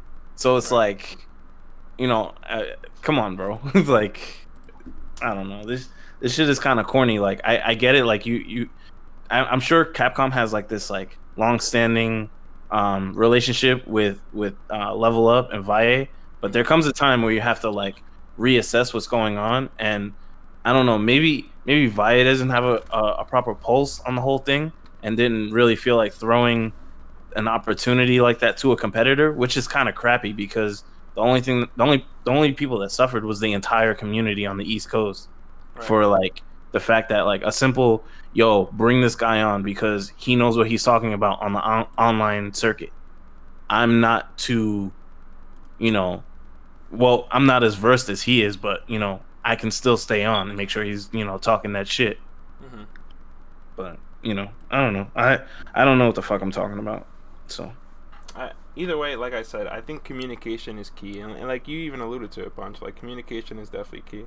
I want to hit on a few points, not to go off. I want to actually like highlight both of Burkish's and Bunch's points here.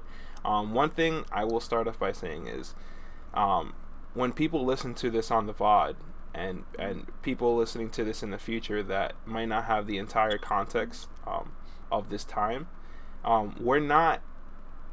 no one is vilifying IDOM here, or at least that's the sense that I'm getting here.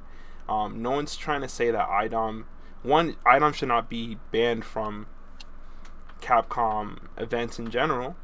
I would agree with the remainder of TPT qualifiers. You know what I'm saying? No, he should definitely be banned from qualifiers. Right. Yeah, from the qualifiers. But the thing is that's not an IDOM thing. I think every qualifier should it's not even an IDOM thing. If IDOM this is not was the only qualifier. There are 3 qualifiers: Phenom, Mandrake, this and IDOM. message, I think all 3. Yeah, this message only gets amplified because of how much IDOM wins. Exactly. Right, so people think, oh, you want to ban IDOM. No, I want to ban CPT quals. Right, exactly. And IDOM happens to be a CPT qual. Yeah. If Punk had qualified, I would say ban Punk. If I could go back in time, I would have probably suggested to you, Brian and Rushdown, to make this argument with the intent of making the targets vague and just being like, not saying IDOM specifically, just saying qualifiers. So I started doing that. So that's why, like I said, I started saying the college student thing because I was like, okay, you said that, but did all of your people on the all of your people on the same page? The reason why most people were saying IDOM is because we were trying to basically convince IDOM to just not participate, but which is that's not the way to do it. Part of it. Okay, well, I mean, the thing is I said, I would say ban IDOM and Phenom. It's like he's the only one in this tournament. I mean, we also said ban CPT quals. Like we said both. But people will always interpret it as it's IDOM because he's the one we're gonna play. Like I said on multiple occasions, ban CPT qual, ban Phenom as well. Like I didn't just say ban IDOM, but I mean most people. I know. No, I get you. You said it, but did the other people say it? Because yeah, they say your both. message, your message and their message are going to be the same. If any of them said IDOM any one time, and I'm sure they did, it's okay, gonna well, there's look nothing that wrong way. with saying IDOM because IDOM is one of the people we want banned. But now it's gonna look like because you're gonna wind up in the tournament with him. That's what I'm trying to say. Okay, bunch. Like I said, it's a technicality. Like we would say, okay, we want IDOM banned, but not because we're afraid to play IDOM, but because he's a qualifier. That's what we, like we would always specify. We wouldn't say it's because we would always specifically say we don't want IDOM banned because we're afraid to play him. And then immediately someone would be like, "Hi, you're afraid to play him." So we would in the tweet we would say we're not doing this because we're afraid to play him. First reply, "Oh, you're afraid to play him." So it just didn't matter. Nobody cared what we said. It just didn't matter. But yeah. And when all that Twitter stuff was going down, I was like in the neutral party because I definitely knew where you guys were coming from because it happens in the world of sports too. Anyone who's done a sport and has played like in a leaderboard like bracket type, like this has happened in other sports too where qualified people they want to like I'll in my experience I used to do PKF karate. There was like an actual like a real life video Facebook story of this kid who was already in the Junior Olympics. He was like top 4 seed or whatever. I think he wasn't like at the top, but he went to the Junior Olympics in Colorado where we was at, and he technically shouldn't have even been able to enter because he already had like the spot in the Major Olympics of PKF karate. Like he shouldn't have even been there, but he was there. I don't know what the intent was because I was too young to know what the intent was. Like to be honest, I didn't know what the intent was, but he was still there, and he did gatekeep some people from advancing forward. You know what I mean? Like so it happens. You know what I'm saying? Okay, and that's another shitty example. Yeah. My thing with the gatekeeping is people are trying to equate what IDOM did to what Punk did, but what Punk did with the gatekeeping is completely different. Because the one thing I said, if you want to fix this rule, I said you either ban IDOM or you add prize money. You could add because this isn't a problem of like an IDOM is too good type of thing. The problem is when you give someone no incentive to win, they're like I said, their only incentive is to affect the people that do win. Yep. And so when you have no incentive to win, you're incentivized to throw matches, and that's what happened. So when you have no incentive to win, you're like I said, like it's not like maybe he'll throw a match. It's like no, like in your heart, your gut is telling you like I should probably throw this because it becomes a smart idea because he has nothing to lose, right? So that's the problem. So how do you fix that? Well, they could have done a couple things. They could have added money. If first place had $1,000 prize, Adam doesn't quit against Metro there, and he doesn't match fix. So you just need to add the incentive, and that was the problem as people were talking about is that there's no incentive. When Punk gatekept IDOM, first of all, it wasn't like Punk gatekept everybody from that tournament, right? CPT used to work on points. In that entire tournament that Punk gatekept, IDOM was the only one that was in the running to get into the CPT. So Punk gatekept one person. IDOM gatekept in this last tournament like 300 something people. So I mean, I think that alone is a big difference. Because everybody in this tournament had an equal shot to qualify. When Punk gatekept, there was only one person that had a shot to qualify. And there was prize money on the line. And there was prize money on the line, and there was points and seeding on the line. Right. So you can't go to Punk and say he only did it to gatekeep because he also could have done it for the prize money. He also could have done it for the seeding. The only reason Adam would enter is to gatekeep, and in this particular situation, that involves throwing matches, which is what we predicted. Me and Brian were talking about. He's like, if you're in this position, any logical human would realize throwing matches makes sense.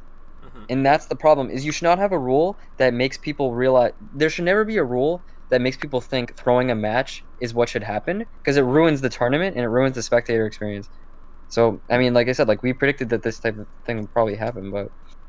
And I want to hit on that real quick, is that IDOM, it's not like you guys was like, oh, IDOM's definitely going to do this. Oh, IDOM is definitely going to throw a match, like prior to the CPT. You guys were just, no, we didn't know he to would. me, it was just like, you guys are saying because this is a possibility of it happening, because this is allowed, Not saying that he would, but just saying because it's allowed. You know what I mean? Why wouldn't you? Yeah, the thing is not it's because it's allowed. There's nothing you can do to stop it. But like I said, we realize that there's a likely scenario in which throwing matches is in somebody's best interest. Right. You know, Idom is really. Did Idom throw against Mandrake? We don't know. We don't know. He dropped 3 game-winning combos, but we don't know. He's never lost against a single Urian when he picks Poison. I mean, when he picks Laura, but he picked Poison. We don't know if he threw it against Mandrake. He might have. He might have said, "Well, he did say he was running Poison the whole tournament." He did say that, right? But I mean, the thing is like he doesn't care. It doesn't matter to him, no matter what. I mean, the thing is like he knows, you know, he's good against Urian. Maybe he wants the Urian to qualify. He lost to Hoji a week or two ago at NLBC. He beat Hoji, and then once Hoji was out, he immediately DQ'd himself. He could tell you that he's doing this because he didn't like the lag or whatever, but you don't know. You know what I mean? Idom doesn't enter Reddit tournaments, so he only enters tournaments if he has a reason to enter them. So we don't know what he did, and we'll never know. So and that's the problem. Is like I said, you give someone with the wrong idea, then they're going to start throwing matches. They're going to start match fixing, and there's nothing you can do to stop it. So, that was my biggest argument. Also, like if Idom made it to grand finals, everyone could have teabagged. It wouldn't have mattered because the second place would have qualified. Because there's no money on the line, so there's no reason to try. So, Bunch, I want to go to you real quick. Coming from a TO perspective, right? Because you're now in the world of being a tournament organizer. Let's call it for what it is, right? TO, for people who don't know, is short for tournament organizer. As a tournament organizer, when you see these things going on, and like Burkish brought up, he was the number 1 seed. Idom was the number 1 seed in this tournament, but he's already qualified. When you see things like that, from your perspective, from a TO perspective, where do you think things could have been improved? Where do you think things could have been, simple quality of life changes? Not asking you to change everything about the event, but what are some simple things that TO Bunch sees and is like, I can make this better if I were to TO this event? Okay. And let me just add, sorry to cut you off. Let me just add, what if somebody from Capcom also tells you, no, Idom is entering? Like that's just the gimme. I need you to TO this Bunch. The ball is in your court, but either way, we're telling you actually, that Idom can I want here. Bunch to answer, but I actually have a good answer to that. But I want Bunch to answer. So Capcom hired me. Yep. To run the event. I'm not Capcom. Yep. You're not Capcom. Okay. You're just a third party production. TO. So if Capcom hired Bunch, first and foremost, I hope they would hire me well in advance, because then I would bring in Super Joe Monday to first and foremost glance over that entire rule set. Right. Because the first thing that jumps out to my head is honestly the grid, right? The grid incident. That's like first and foremost, like popping into my head, and I'm sure Joe would agree with me. I don't think he and I would have looked at the auto qualifier situation as deeply as the players might have on first glance. Yep. I hope that somebody. I hope that he would have caught that and had that conversation with me. Remember on Twitter, Joe said he didn't agree with Idom being able to enter. No, okay, that's fine. It doesn't mean that we would have caught it in the rules. You know what I'm saying? So it's like, well, he caught it.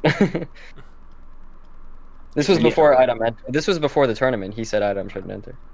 Okay, no, we don't know when he found out that Idom was gonna be in that. I'm saying, like, I know what you're saying, and I agree that he agrees that this is a bad idea. But we don't know when we would have caught it.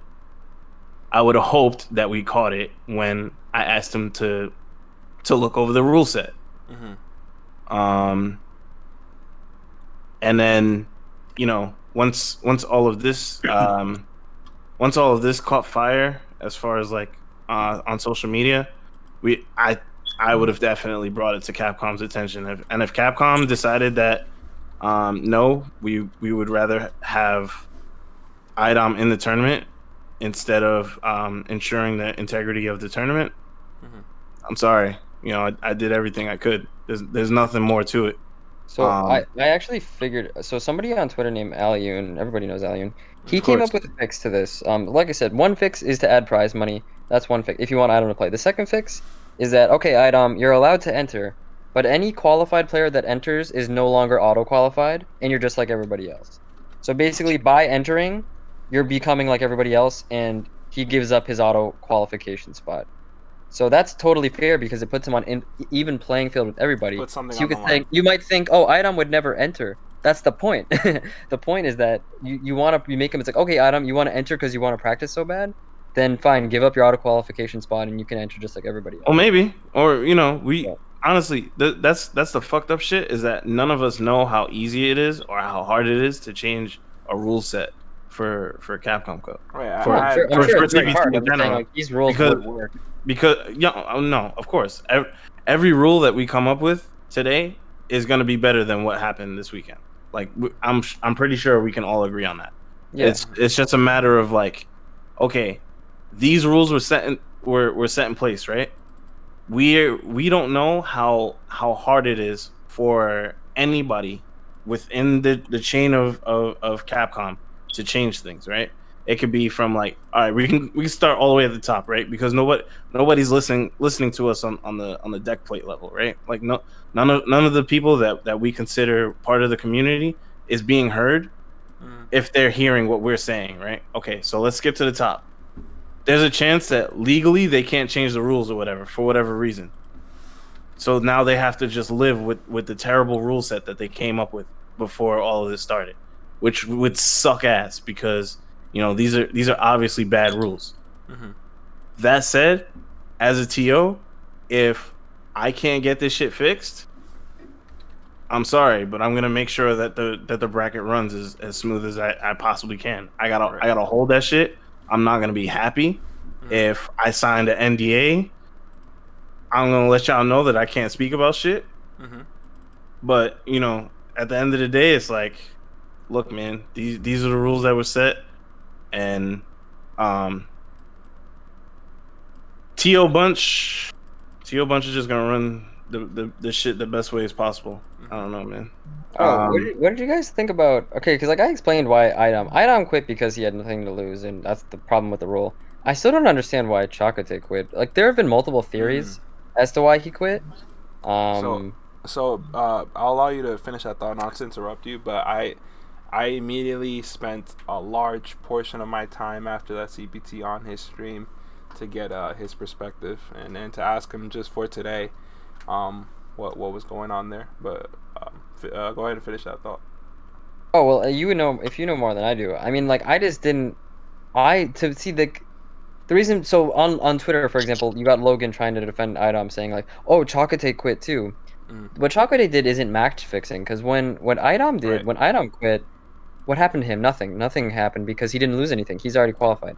Chakotay quit when he was down 2-0 in losers, and by quitting, he also gives up his chance to get in the Capcom Cup. So he lost something. Idom quits, he loses nothing. Idom is essentially a third party, like a ghost, coming into the bracket, fucking up the bracket, and then leaving as if he was never there. Whereas when Chakotay quits, he's making it so he can't qualify. So there's a complete difference in those two things. Yeah. And there's definitely like I should preface like the Idom situation and the Chakotay situation, two totally different things. Just like Burkish just said, it's definitely two totally different things. Like even though the explanation that they both gave was kind of similar, was like so in Tay's perspective was, if in his words were, if you guys could see it on my end. Now, obviously, like, we play SF5 here. We know how the netcode is. We know about the meme, it's good on my end, right? Or at least I would hope that you guys know about the meme, it's good on my end. And apparently, that's what was going on there. That it was a lot of, oh, it's good on my end, on Metro side. But on Tay's side, he's seeing, like Neo doing the Superman. Yeah. You know what I'm saying? Like going frame by frame. The only thing is, I don't buy that argument, and the reason is because they played earlier in the tournament. And I guess it magically wasn't lagging when Right. Chakotay was beating him. There Like is you're that. telling You me did that address that too. Yeah. it changed in 10 minutes? Like I don't buy that. I mean, Yeah, why Mandrake not? said, well, and Nah, here's the I thing, buy that. Mandrake said, okay, but Mandrake said the same thing.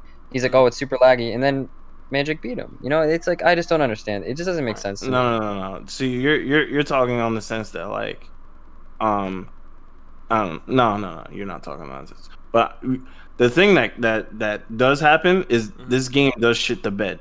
Like Right. I've been playing sets with friends, and it'd be clean as a whistle. Game 7, game 8 with the same person.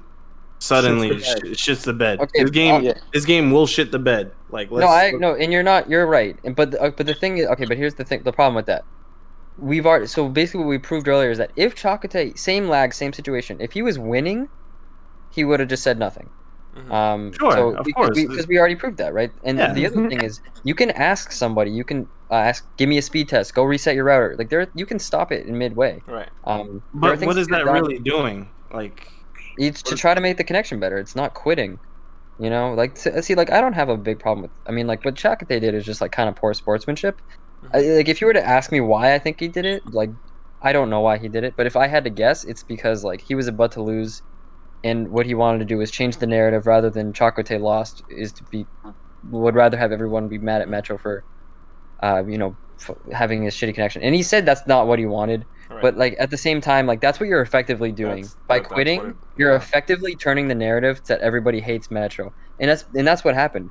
Yeah. Nobody was everybody talking already shit. hated Metro. Well, nobody was talking shit about Metro. On top What? 16. What? Prior, No. All right. So what Burkish is saying is that nobody like on Twitter was actively adding Metro and saying things about his connection and his Vega until this happened. Until the DQs happened. He is notoriously bad for having Right. shit. Notoriously, We know this Bunch, because we're in the notorious scene. in Discord in New England Discord We're in the servers, yeah. scene. No. Yeah. This was in multiple scenes. It's because No, we're no, in no. the Yeah, scene. this is across the We're in board. the know. Yeah, Most people didn't even know who Metro was. Right. If But we're Man, talking, now there that were casuals know 20,000 who he viewers. is. Do you think those 20,000 viewers are in the New England Discord talking shit about Metro? fam, I don't know what's going on in most scenes, but across the board on like the amount of people that I've talked to, and in my own tournament, my man had, like put your fingers dumb close. He's that close to have been DQ'd from my event. I remember. Times. I brought up the Mad Costa times. situation where No, and I remember yeah. that, and I remember that too, and but that's like I said, like we're talking He's about the also- New England like scene right He's now. You know what I also mean? Like, been banned from NLBC tournaments a couple times as well. He's also gotten a ban from the tournament because of ISP issues. yeah, and like I said, I'm not defending his connection. I'm sure it was bad. Right. I'm not trying to say his connection was good, but what I'm saying is by DQing yourself, which is the decision, all you have to do is ride out one more game. But by doing that, it's a decision that actively turned everybody on Metro, whereas nobody was turned against Metro the day prior when he was beating people. And the reason is because people didn't DQ themselves. That's the reason. So by DQing yourselves, you're basically saying this person is like cheating and doesn't deserve it. That's what they're not saying that's that. what the narrative. No, they're saying what they're saying essentially. I'm not saying that they should say it either way, and I do agree that homeboy should have fucking sat it out once one more game. Mhm. Y'all play all day long. Yeah, He's a fucking warlord rank. I know y'all play all day. So it's like just sit through the last match just for like sportsman's sake and for you to actually look professional. Like sit through that Right. shit. It just came off as very unprofessional. Yeah, it came off wrong. Homie should not have done it ever. But at the same time, it's like, you're frustrated. You're not playing in ideal conditions. Like I understand where homie's coming from, because it's like I don't want to play in this shitty ass environment. I know how this game could be better, and we're telling you that. Like everything built up to that point, and I gotta play this notorious laggy ass motherfucker on top of everything. Like, nah, give me a break with all that. But shit. like I said, like save my sanity for that. No, and I understand where you're coming from. But the thing is, like earlier in the tournament, I was looking at the Discord, and Brutus played one match against somebody, and he stopped the match, and he said, "This is too laggy. I refuse to play you until this is resolved. I don't care if it takes an hour." And the dude went. He like tried to fix his connection, and then they played the match. Chakotay didn't do any of that. He could have said, "All right, Metro, we have to try to fix this. Like, we have to at least try. You know what I mean? At least try.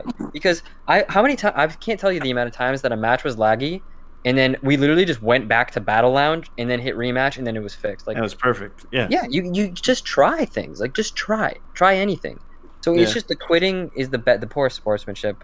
And like I said, everyone turned against Metro, and like I'm not even gonna talk about like what me and Metro talked about, but it's just like he was saying, he's like, yeah, like I'm getting a lot of hate. You know what I mean? It's Yeah, just he like, is. Yeah, no, He is. you unfortunately you earned that hate.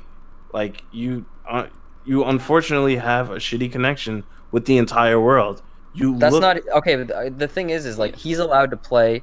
Yeah. Like I said, like He hating on is him allowed is to like play, hating on but him you're is still, like you're hating still on gonna get these Item for jokes. entering. Like, you know, like I'm sorry that your connection with the entire world, fam. I know he even lags with Yon, bro. I had to sit in Discord with Yon and Metro to try and you know how close they live, fam. Are you kidding me? No, like I said, the way I see it is the rules allow him to play. So if you're gonna get mad at Metro for that, then you also have to get mad at Item for entering. The rules allow both of them to enter. So if you're not gonna get mad at Item, then Two don't get mad at different Metro. things. That's two They're different. not two different things. There are two They are two people that different things. technically shouldn't be allowed to enter, right? One because of connection, one because they already No, qualified. Metro If the M rules fits the allow them to qualification. enter, then they what? You just said Metro M fulfills the qualifications. We're still mad that those are the qualifications. Well, no, I never said. If someone has a really bad connection, then that should be a filtering system. But the thing is, there is no But it's such connection filtering not. system. So- He's allowed to play. So if the rules allow him to play, you can't get mad at him for entering. You know, if you want, yes, I can. He's notoriously laggy. okay, then So- if you're gonna get mad at him, then people should get mad at Item too. Nobody's getting mad at Item. They're getting They're mad at the two different rule things, that Nick. allows Item. Let not. me I'm interject not. here. I'm not Let me saying interject here. don't be mad, but like Yeah. I'm not gonna sit here and get upset and be like, oh, by the way, Idom, fuck you. No, man, I'm mad at Metro right now. You're a laggy piece of shit. No, I'm not saying you have to be. You may be a mad at great guy on the surface. We might drink later on offline, but right now you're a laggy piece of shit. I don't understand why your connection is like that. But hold this shit, like yo, you know that your shit is trash. Every game right now, in my opinion, that he plays and he wins, it always has an asterisk because I don't know what's going on. Right, but like I said, the way I see it is, on if you get- spectator if you're mode getting- side, it looks all right. But as soon as somebody says, "Oh, he's lagging," I have to take what they're saying. You know, I have to take it into consideration because there's too many people saying it. Right. okay, like I said, like I could get mad at Item for the same reasons, but I didn't do it because I'm mad at the rule that allows them, not the player. Like if a player is allowed to enter, you can't be mad at them for trying. You know what I mean? Like if Metro has a shitty connection, it's known they could say, okay, Metro, your connection's too shitty, we're banning you. The rules allow him to play, so the rules are the rules, right? I That's could get mad exactly at what I was Item and be gonna like, say. Item, you're an auto qualifier. You just ruined Hoji's dream. You just ruined CJ's dream, and you gained nothing. Then you went and rage quit. I could get mad at Item for that. I'm not doing it because the rule allowed him to play. I'm mad at the Right. rule that allows him to play, not the player. And the same thing with Metro. I'm mad Yeah, that but he's allowed to play, not that he you- played or that. You shouldn't tell me that I should be mad. Well, no, you Well, can feel however you want. All I'm saying yeah. is, I'm just saying that's not how I think it should be directed. Right. Okay. So I think it should be Burkish, directed at the, you know what? So confirm for me, right? Because I didn't enter this CPT because literally all right, so first I definitely, when I wanted to enter, I missed the registration. But the reason why I didn't register before I got the itch, was I wanted to see how it was going to play out, right? And I'm happy I did, because now I have this new information. Confirm for me or not, as someone who entered the tournament, when you entered the tournament and you got into that Discord, they required you to take a picture of your internet connection or your speeds, no? No, they didn't require it, but they required. They did ask Metro for a speed test. Yes, because I know about that. I know that they specifically asked Metro for a speed test, and that he passed that speed test. So Now, because passed? of that, Did he pass with flying colors, or did he have fucking he passed. 3 MB? He passed. I don't know the specific number, but I do know that he passed according to the guidelines that were set on the Smash GG. Right. So I think they should probably have made more strict guidelines, probably. But And I want to preface it by this: like, I understand both y'all points. You guys both have great points, and I understand where both y'all are coming from. For me, there's a reason why I started this thing on Twitch. I started in Hoji's chat, Punk's chat, iDrop's chat, every chat that I can go in, right? I started the IDOM did nothing wrong, Metro did nothing wrong, and that's it, right? Because to me, they didn't do anything wrong because this is Yeah, what I don't think the either rule of them set. did anything Yeah, wrong. because this is what, like Nick's been saying, this is what the rule set has been allowing them to do, or at least even giving them the possibility to do. You know what I'm saying? So yeah, like, it's not a thought. We're literally they both played within the rule yeah, set. they It's both not played within the it's not guidelines. an Yeah, like opinion. It's if just the rule says unfortunate you're allowed to circumstances like happen. DDoS your opponent in like like if the rules are the rules. Like if you're playing within the rules, you can't get mad at the player for playing within the Right. rules. People are gonna do whatever they can to win. So I mean, I'm not mad at Metro for having a bad connection. If anything, you should be mad at Capcom for allowing a connection like that to be allowed in. Right. I mean, you could even take the words. You could consult people, consult Bunch, consult Joe Monday, consult NLBC. Hey, Yep. I'm hearing about this guy Metro and he has a shitty connection. Should we ban him because of a connection? And if they all say yes, they'll be like, all right, sorry, you're out. And they probably would have all said yes. So the one thing I'll say to that specifically is, and I've said this to my staff, is we're gonna watch Metro M. We're gonna monitor Right. him Yeah, more I than remember when you said the typical player, right? So like if anybody has an issue with Metro M, we're already going into the conversation. Sad to say, we're already going to the conversation with it being on the side of his opponent. Right. Like it is what it is. You just have a you're notorious. It is what it is. But like that's for me trying to uphold the integrity of the tournament. Right. So which you have the right to do because you're the TO of that tournament. Right. You know what I'm saying? So that's the grounds that I would stand on if I'm talking to Capcom. I'm like, look, right. This is what I know this guy to be. He has notoriously had bad connections with multiple players next to him within his region and outside of his region. I would like somebody to monitor his matches. Okay, I want to interject right there. I want to interject right there and tell you because like literally these last like 24 hours I've been in like everyone's chat trying to like just trying to see like what's the consensus here, like what where is everyone at, and I'm talking about the players specifically, not Johnny two donuts that I don't even know talking shit about Metro and IDOM and Tay. I don't give a shit about their opinion, right? I care about my community of the players, right? So the consensus that, well, not the consensus, right? Because everyone has a different story, right? When it comes to Metro's connection, me being a player, I can tell you I've heard from a lot of players, I've heard from a lot of Discords that Metro is laggy. I've heard that. But me personally, I haven't had a bad connection with Metro. That's just me. My connection's good with him. Yeah, mine is too. Burkish, you saw me play Metro at Jan's tournament. Yeah.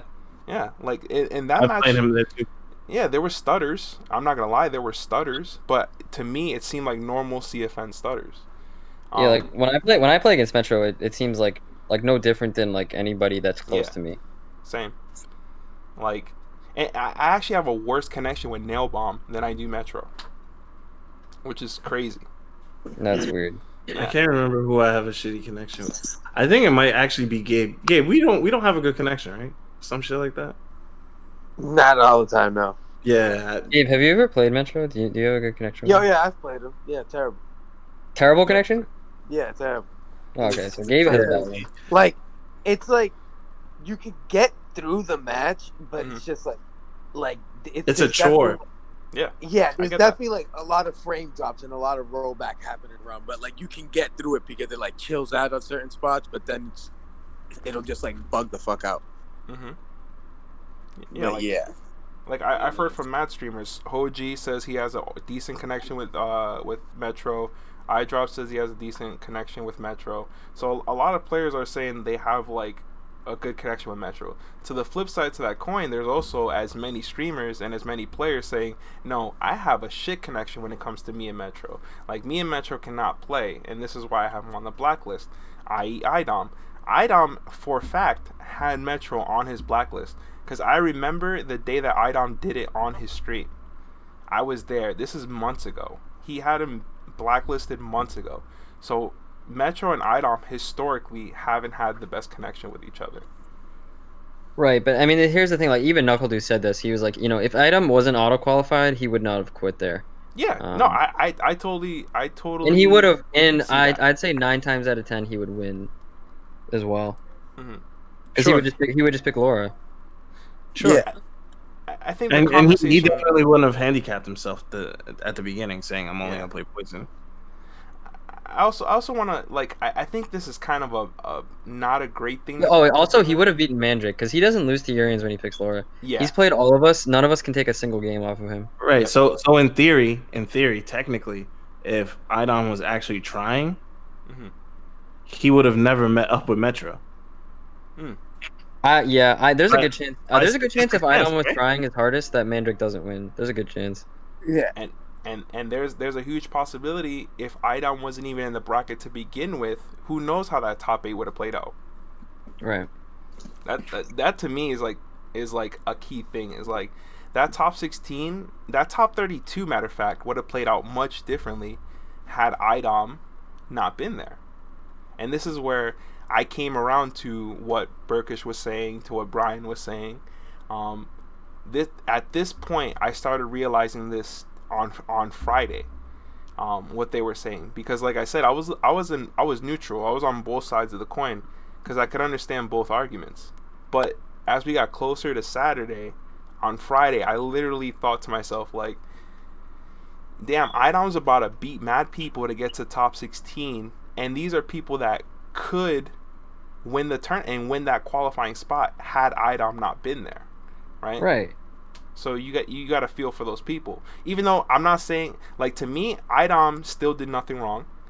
I'm not saying that IDOM did it out of malice. I mean, I think the quitting part is bad sportsmanship, but it is. It's bad sportsmanship, but it's not wrong. he's allowed to do it. But right, he's allowed to do it. This is where I think IDOM is wrong. The thing that really rubs me the wrong way, and the one thing that I always gave IDOM the benefit of the doubt throughout the whole arguments, like leading up to the event, was that, like, I know that IDOM is here to crush every motherfucker in his fucking path, right? Like I had that in my heart of hearts. I was like, there's nobody that IDOM is gonna let slide. Like, everybody's about to get this work. Everybody's about to get this poison work. And then now that I'm like, this dude's getting 3-0'd in matches that I've seen him cook multiple top level players of the character, getting 3-0'd, and then suddenly just being like, nah, I don't feel like playing this. Now the integrity that I had for him is kind of shot. And the one thing that I was really like banking on was like, yo, look, y'all can say whatever y'all want. He's gonna get to grand finals. And it like it was the safest of safe bets for me, but I was like, look, it's gonna be Do and IDOM, and y'all can sit here and complain about whatever the fuck y'all want to do, but it's gonna end up like that. And sure enough, it didn't happen that way in the slightest, and we can never know now. Yeah, I mean, the thing is, he could take this to his grave, and we'll really never know. Yeah, we don't. Like I said, we don't know. And the thing, like I said, like I think, I think if IDOM was trying his hardest, he wins the tournament. Like free. I think he wins the whole tournament because he doesn't lose to Urian, and we the Urians have talked about it. Where like he's not actually currently he's not beatable against Urian, and then he goes and loses 3-0. It's like you know what I mean. So, but the thing that we were also talking about was that we know that IDOM is so confident against Urian. It's one of his best matchups. He doesn't lose it when he tries. He's never lost it when he tries. And so one of the things we were thinking were like, well, if you're IDOM in that position, maybe you want to lose against Mandrake and try to, stack the chips in Mandrake's favor so that way Mandrake's the qualifier. Mandrake goes to Capcom Cup, plays against IDOM. IDOM wins 3-0 because he knows he can beat Urian. I mean, these are all possibilities. He can say that's not what he did. These are somebody, and I'm not saying that is what he did. Right. But, I mean, the thing is, you put the wrong person in that position, and that is what they will do. And that's just the rule problem. And I didn't think he was going to go as far as he did with quitting, because that's so blatant. I thought he would, if anything, just, like, throw and try to make it look good. And that's what I thought he was doing against Mandrake. I thought he was throwing and trying to make it look convincing. He dropped 3 game-winning combos. So I was like, okay, IDOM's throwing it. He's just trying to make it look like it's laggy. But then when he quit against Metro, he's like, oh, he's not even trying to pretend that he's trying. He's not even trying to pretend. And that's what made people see it. Because I thought he was like maybe lose against Metro, like I said, like, you know, if someone does a 50-50, just like let go of the stick, be like, oh, you got me, you know. But I didn't think he would go as far as he did. But I mean, it's still like, you know, people are now just seeing it's like, oh shit, this would have went differently if he was not in this tournament. It would have played out entirely differently. Gabe, how do you feel about this whole situation? Pretty much everything has been said. It's like he shouldn't have been there in the first place, but it's not his fault. It's like this is all up to Capcom, and Capcom just doesn't do anything about anything. They never fucking communicate. They never apparently like think out rules, because it's like I remember when I first heard about like him like even like people like he wrote a tweet about how he just wanted to play. I don't know, he doesn't know why people are complaining. And I'm like, well, you shouldn't fucking be there anyways, dude. It's like, there's no money there. There's no seating. Like, why are you there? You're just like the gatekeeping part for me doesn't even like matter, because like you're gonna end up playing and you're gonna play the best eventually, regardless. So it doesn't really matter to me. But it's just like he's no like practice. Like you're there to practice. I'm like you're in every LNBC. You're like playing in like how many online tournaments? How many people do you have access to? And that's what I don't buy the practice thing. I mean, Reddit tournament is every week. Where are you at in the bracket? You're not in the Reddit tournament. You can't play not just this one tournament. Just one tournament. It's just that like that. There's no money here, bro. That's why I was just like, I don't know, man. Like you don't really need to be there in the first place. Like there's so many other people there that could have been like had a chance to do like because Overwood, they would have had to face IDOM eventually. What if they made it to Capcom? I think if IDOM was not there, I think CJ Truth wins the whole thing. I know CJ. I believe that, because CJ is like that silent killer that when he comes out, he performs. Yeah. And like, just like, you know what I mean? It's just like that. Like he got past you, then he has to face IDOM, and then just pretty much that. Yeah. The thing is like. Once Dew was off the table, I think it was up in the air. Like I think that was Dew's tournament. You know, like with or without IDOM, it was Dew's tournament. And then once he lost, it was like, all right, anybody can do it now. But you know, like there was some people you could definitely lean on and be like, you know, maybe they got it. Let's not ignore the fact that Dew also blames lag for a lot of his loss on that particular event. He for sure. Lag against an opponent. Granted, he didn't. I don't want to call it quitting. There has to be a better word. There has to be. But he stopped. He didn't stop playing. Is what I'm trying to get at. The match was over. He just unplugged his router. Right. Yeah. But he does that a lot. He does that as like a joke. Yeah. He wasn't even mad. I talked to him. He wasn't mad at that. Dude's a super chill guy, you know. And it's also a chance to like, you know, it's also a way to let Capcom know, like, in a way, and be like, look, man, this is trash. Yeah, I'm not here for this. Part. I think that's the important part. Is that the party that should be blamed is Capcom, to me. Fully. Yeah, like, I don't blame Metro. I don't blame IDOM. I blame Capcom. Right. I don't blame any of you guys. You know, no, not even a little bit. You know, this is up to the organizers of the tour. Exactly. This is their game. This is their everything here is them. Yep. So like the fact that it's almost like left up to us to like do things, but then things fall on deaf ears. It's just like, I don't know. Like we can't be blamed. Like we can't just be gaslighting ourselves and trying to make ourselves think. Like, are we the problem? Is that weird? Like no. It's just these guys, and it's fam. Just like, it's Stockholm syndrome.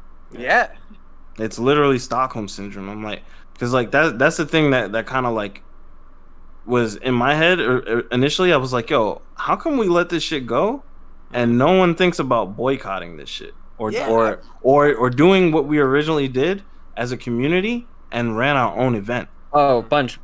Building off that, something. I won't say who's involved, but there is actually a movement going for the next CPT online for whoever gets to top 16 to pick grid no matter what, and Yeah. every player to be in on it. And then when they ask you to change, we just don't change it. So there actually is like a, I don't know if it's gonna happen, but there is actually people starting to be like, hey guys, if we make it to top 16, let's just not budge on the grid thing. That should definitely be a stand. Like I'm for that. Like Yeah. If I was the TO and that was my rule, I'd be mad. But you know, theoretically, you gotta respect I only have myself to blame. Well, Bunch, let me ask you, because this is something where I'm not sure. Like, okay, in that situation, let's say we have a top 8. Everybody in the top 8 refuses to not pick grid. What do? If everybody refuses to pick the grid? No, refuses to not pick it. So everybody picks grid. But grid is banned. And it says on your official rule set on challengers. If everybody refuses to follow my rule. First of all, I'm different. I'm always asking the players how I can make them more comfortable. Like if there's any way. In the situation though, like if you were Capcom, you know. No, if I'm Capcom, it's such an easy fucking rule to fix. Like we all know what the fucking answer is, right? That's why I'm saying I think their hands are tied in something bigger than this. I'm just curious. Legally. Like, I'm genuinely curious what will happen. Like, if the players genuinely don't like, because we were talking about it. Like, do you think they would DQ the first people to scare the rest of them? Like, we don't know. Like, what they would. We were just trying to guess. Like, what do you think they would do? Like, in that situation where the two players are saying, "No, we refuse to not pick grid." Well, I don't know. It depends on how gully they think they are. Because like, what are they gonna do? DQ both of you? Because then they're running out of show. You know, right. So like their initial point, right, is to show how beautiful this game is. Like this is basically content and a showcase, right? So like they're killing themselves. They're shooting themselves in the foot to spite the entire body by potentially losing such a beautiful match between Zaffarino and who was it that played on the grid? Hoji. Oh, Zaf and Hoji. Zaf and Hoji, right? That could have been one of the hypest first games of the entire tournament. They have some gangster ass sets. You're willing to lose that entire match for a fucking rule? Yeah, they turned away from the match. Like they that was shocking to me. They literally the match was still going on and they turned away from the match. They shut off like the view of it. Hey, they were going in dark shit. That was crazy. Shit. But when I saw that, I literally got flashbacks of when the cops arrested the CNN reporter. To me, it was just like that. Like that's some Hunger Games shit. Where this is the shit that they want to show you. Yeah. And I'm like, fam, you're about to see some godlike shit. It's not my fault that you put out a half-baked game for 5 years. Like, fix your shit. And then there's even ways to showcase the game while other players are playing on the grid. Yep. And I don't want to hear that some players are playing on PS4. You're showing it from a PC account. That's all you're doing. Yeah. So that mod is doable. Don't try and tell me that you can't do it. So I mean, I'm sorry. There's ways around this to where the first and foremost, as a TO, my job is player safety and players comfort. Because without the players, without any of you, I don't have a fucking tournament. No one has a tournament without the players. You know what I'm saying? Sometimes you guys do dumb shit, and you know one of you has to like do dumb shit, but we're disciplining people or banning people for the good of the most. So it's like if you guys don't want to play in something that's not an optimal setup, I'm not gonna make you play in an optimal setup.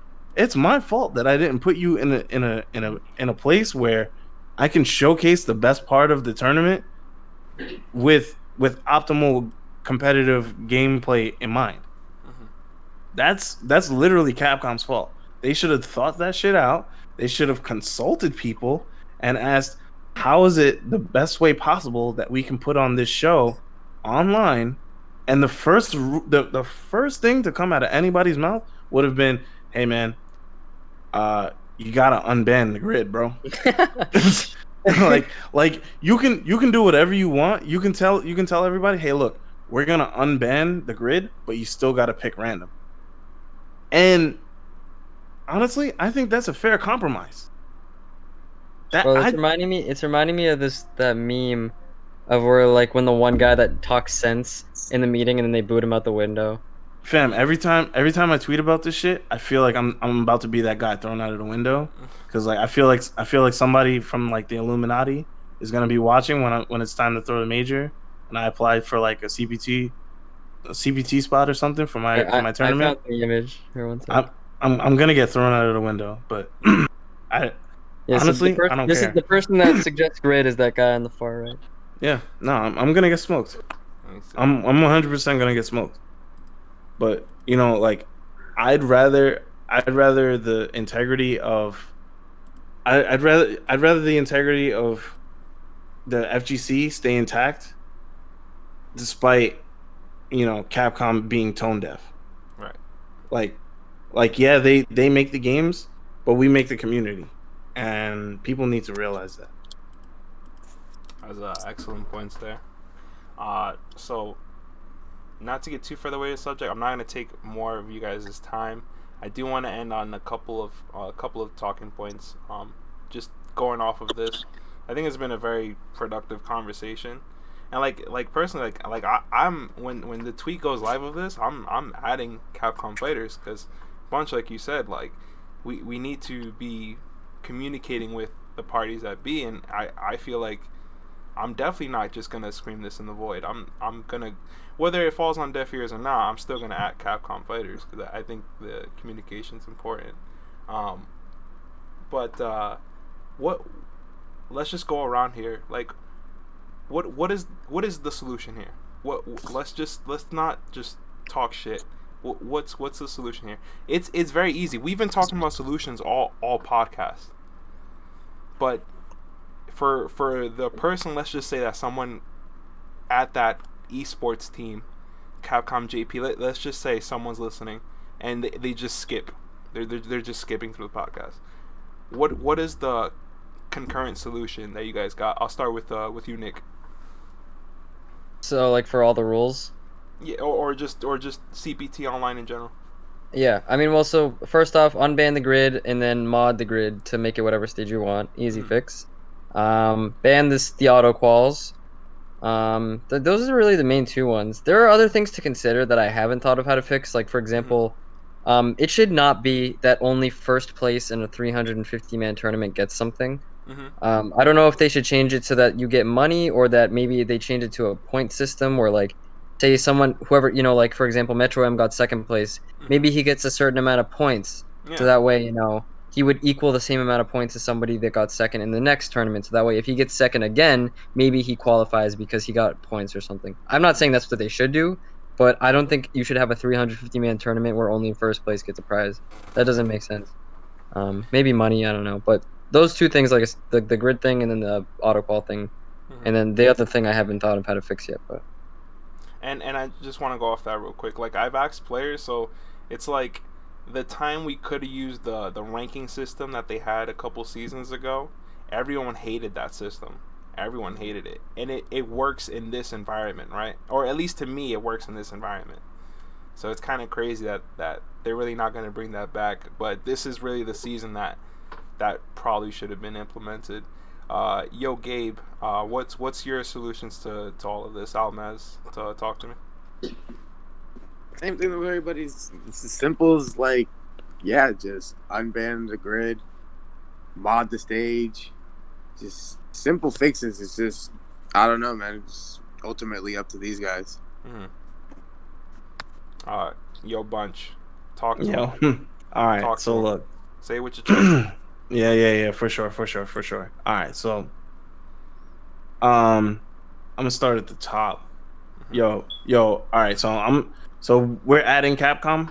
Yeah, Capcom fighters? Capcom. All right, so I'm not talking to you guys right now. I'm talking to Capcom straight up. Yo, Capcom. I have been this question has been in my brain for since before this shit went down, this event. But I really want to know who is Capcom. Like, I want to know who it is that's putting their fist down on these bans. Who's deciding that people should get indefinite bans? Who should be getting 1 year, 2 year bans? Oh God, I forgot about that shit. So yeah, but before we get into tournaments and everything, let's talk about conduct first. So if we're gonna be talking about conduct, I want to see that shit across the board. You know what I'm saying? If everybody wants to start doing this whole cancel culture thing, which is like the corniest shit on earth, I just want to see some consistency and stop targeting people that you don't like. You don't like because they don't have the same views as you. If they get caught, it is what it is. Then God bless them. They need to be out of our community. But have that damn consistency for your heroes as well. I'm not gonna name names. I'm not gonna say who. But Capcom, this community, keep that fucking energy. All right. So back to this tournament shit.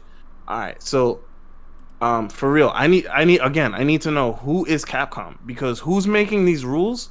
Who is Alex Valle consulting with? And when Alex Valle brings you pertinent points that you choose to not listen to, why aren't you listening to them? He's been a TO for decades. He's been a tournament player for decades. And then suddenly, like, now we're having a hard time getting on the grid. All right, cool, bet, whatever. All right. So if he's having a hard time with that, why don't you consult somebody who's actually within this realm? Like I keep saying, Super Joe Monday. I'm gonna keep saying that until I'm blue in the face. Super Joe Monday is the best online tournament organizer for Street Fighter V online, free. There's no question about it. Not Spooky, not me, not Wednesday Night Fights, not CEO. Nobody runs online tournaments like Reddit, free. So next time you decide to run a tournament, why don't you ask the community how they feel about your rule set? But I know there's probably something that's like holding you guys back. So I'm gonna give you the benefit of the doubt. But come forward and let us know that if these rules are set before the tour starts, then it is what it is, and we gotta live with that. And I'd be okay with that. Let's live with it. But you gotta let me know. Yeah. So all I want to know is who is Capcom, because Capcom is making all these rules for a community that I never see them at a tournament. I see people from our community who have been hired by Capcom at our events, but I never see Capcom there. So it is what it is, man. And yo AJ, if you want to talk, man, you have my information. So if you really want to talk about it, I'm happy to have this conversation with you. But yeah, if not, then whatever, man. That's all I got. This is why communication is very important. But like you said, Bunch, the lines need to be there, right?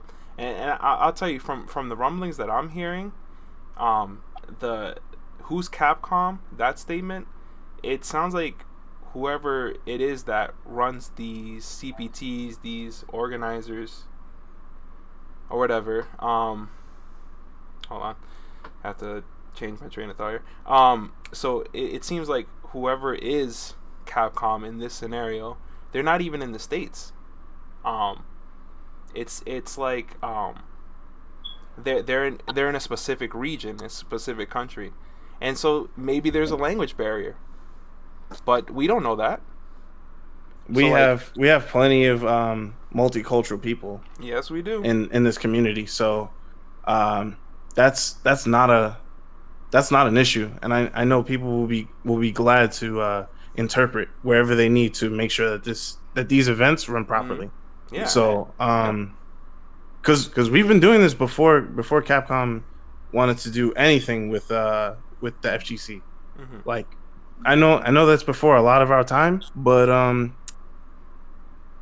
you know, like we might have to go a little bit more grassroots, folks. Right. It might be a step down from what we got, but look, man, we got to keep our we got to keep our dignity, man. We can't be bought over some bullshit. Yeah. You know, one thing I actually 100% agree with what Bunch said is on the canceling shit. Like, my thing is like, I just like, yeah, like I 100% everything with Bunch. Like I just think like if you're gonna have rules, you have to be consistent. And based on the rules that they have sent, then infiltration should be banned based on their own rules, or not own rules, but based on their own precedent. Yeah. Like if you guys are gonna have that precedent and not ban infiltration, then you guys are just showing that you're not There's no construction of this. There's no rules. You guys are just being like, oh, who's the mob mad at today? Oh, we're mad at FChamp today. All right, ban FChamp. It's just like this mob mentality that I hate.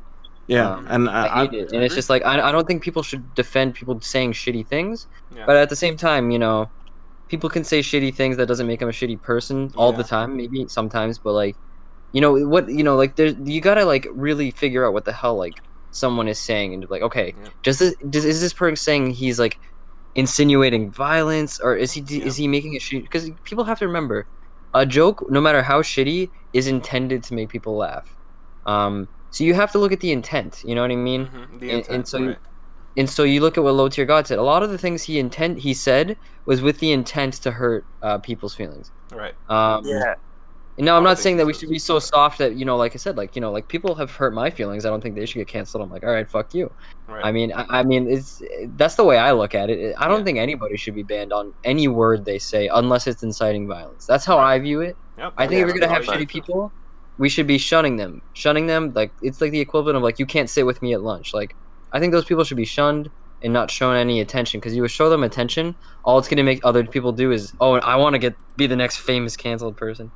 You know, it's like I just don't think they should be given any attention at all, and instead there's this big spectacle where you accidentally say one wrong word and now suddenly your entire career is over. I think it's the stupidest thing I've ever seen.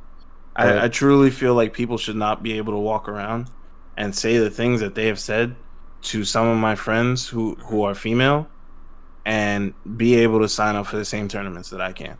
Like, that shit is not okay. To this very day, like, there's legitimately people out there who can sign up for events that I'm going to, and I have never done any of the things that they have done. And if I had done any of those things, like, I can't promise that I would be scot-free as they are. So, that's fucked up. I don't necessarily fear for my existence in this community because I don't do any of those bad things, but I just think that we definitely need to swing that hammer with a little bit more accuracy, and do a little bit more do a little bit more research on the people that we hail as heroes in this community. Yeah. It's kind of corny. No, but also I just want to say, like, obviously, like, Capcom is a private business. They can do whatever the hell they want. I'm not disagreeing with Very true. Like, yeah, like, they can ban everybody. Like, I don't think, like, banning FChamp, banning these people is, like, yeah, like, they're within their rights to do that, you know? They can do whatever they want. It's more just, like, the ethical part of it and what it creates within the community. Like, where you have this situation where people are walking on eggshells. Every single group chat I'm in, everybody is afraid to talk sometimes because they don't want to get screenshotted and have it get at Capcom Fighters. Oh, now you're canceled. Boom, banned. Yep. You know? You don't want the situation where people are walking on eggshells. They're afraid to speak. Like, that's just not what you do. No, I don't want to live in that world, and I don't want anybody to feel unsafe in my community. I don't want anyone to feel unsafe neither. This is my community. This is your community. This is our community, and people should not be walking around, you know, scared of people, and B, scared of the people that we choose to be in charge of events. All right. Shit is corny. Fuck out of here. And if anybody disagrees with me, I'm glad to have that conversation with you. Yep. As well as I am. there's definitely going to be a podcast in the future, because we could do another 3 hours on just this very subject. Because I also feel very strongly about, just like what Bunch says. I can echo that what Bunch was saying, and what Nick was saying too. Like you guys hit up great points on that, and I can echo it. But I'm not gonna open up that can of worms for now. But I just want to thank you guys for saying that about that topic, cancel culture, because it is an important it's an important topic to address. Because to me, it just like the Metro thing, and the IDOM thing, I see a lot of people who aren't in the circle, or who are in these circles, who are doing a lot of reacting. They're reacting to the headline. They're reacting to the clickbait. They're reacting to the last 10 seconds of something. But they're not really trying to get the whole perspective of certain things. And that's my thing. At least if I'm mad at something, I need to get the whole perspective. That's just me being like OCD about it. But like I just see that right now. Like a lot of people are doing this reacting thing, where they're just reacting to certain things, but they're not trying to get the whole context of it. You know what I'm saying? Bro, honestly, and can I just say this too? Yeah. Like, what Capcom is doing with these public statements is the stupidest virtue signaling shit I've ever seen. Are Like, we gonna they're talk about it? posting Are on we the- gonna talk about the tweet? They're posting on Capcom Fighters the people's names that are getting banned. Just do it in DMs. Like, Yeah. just ban them in private. Let's talk Like, about they're it. creating this like virtue signaling spectacle. Yeah. You know what I mean? They're just like, oh, there's a Creates a mob bigger that's telling mob. me, there's a mob that's telling me to ban this person. Oh, hey mob, I banned him. Okay, Yep, you know what I mean? there you go, guys. You're welcome. Hey, look, I'm with the mob, but the problem is, oh, what happens when the mob asks for more? They ask for more. Okay, I guess I'll have to ban them too. You should. See, they're not relying on their own morals. They're relying on the morals of a mob that's telling them what to do, and that's the problem I have with it. But the only thing I'll say against that, just a little bit of a devil's advocate on that, is that the minute that Capcom looks like they don't care, or doesn't show adequate amount of care to a situation, that mob, who could possibly be a large part of the community, is going to begin to turn their back on Capcom, and that's what they're scared of. They don't want that to happen to them. So I do understand where they're coming from when they and I do agree with you, Nick. I think it's fucking tasteless, but they do have to do something. It's the same way that the majors and the super majors make that announcement. Like I think it's the corniest shit on earth, and I'm very vocal with my friends who run those majors. I'm like, yo, this shit is trash, and all of them say the same thing, and they're like, yo, like we have to do it because we don't want to get left out of that conversation when Capcom decides to chop this dude's head off or this girl's head off. And it's like, fuck, that's the corniest shit on earth. And they're like, dude, I know, and that's the game that we play. And if you want to be a TO, that's the game you're gonna have to play.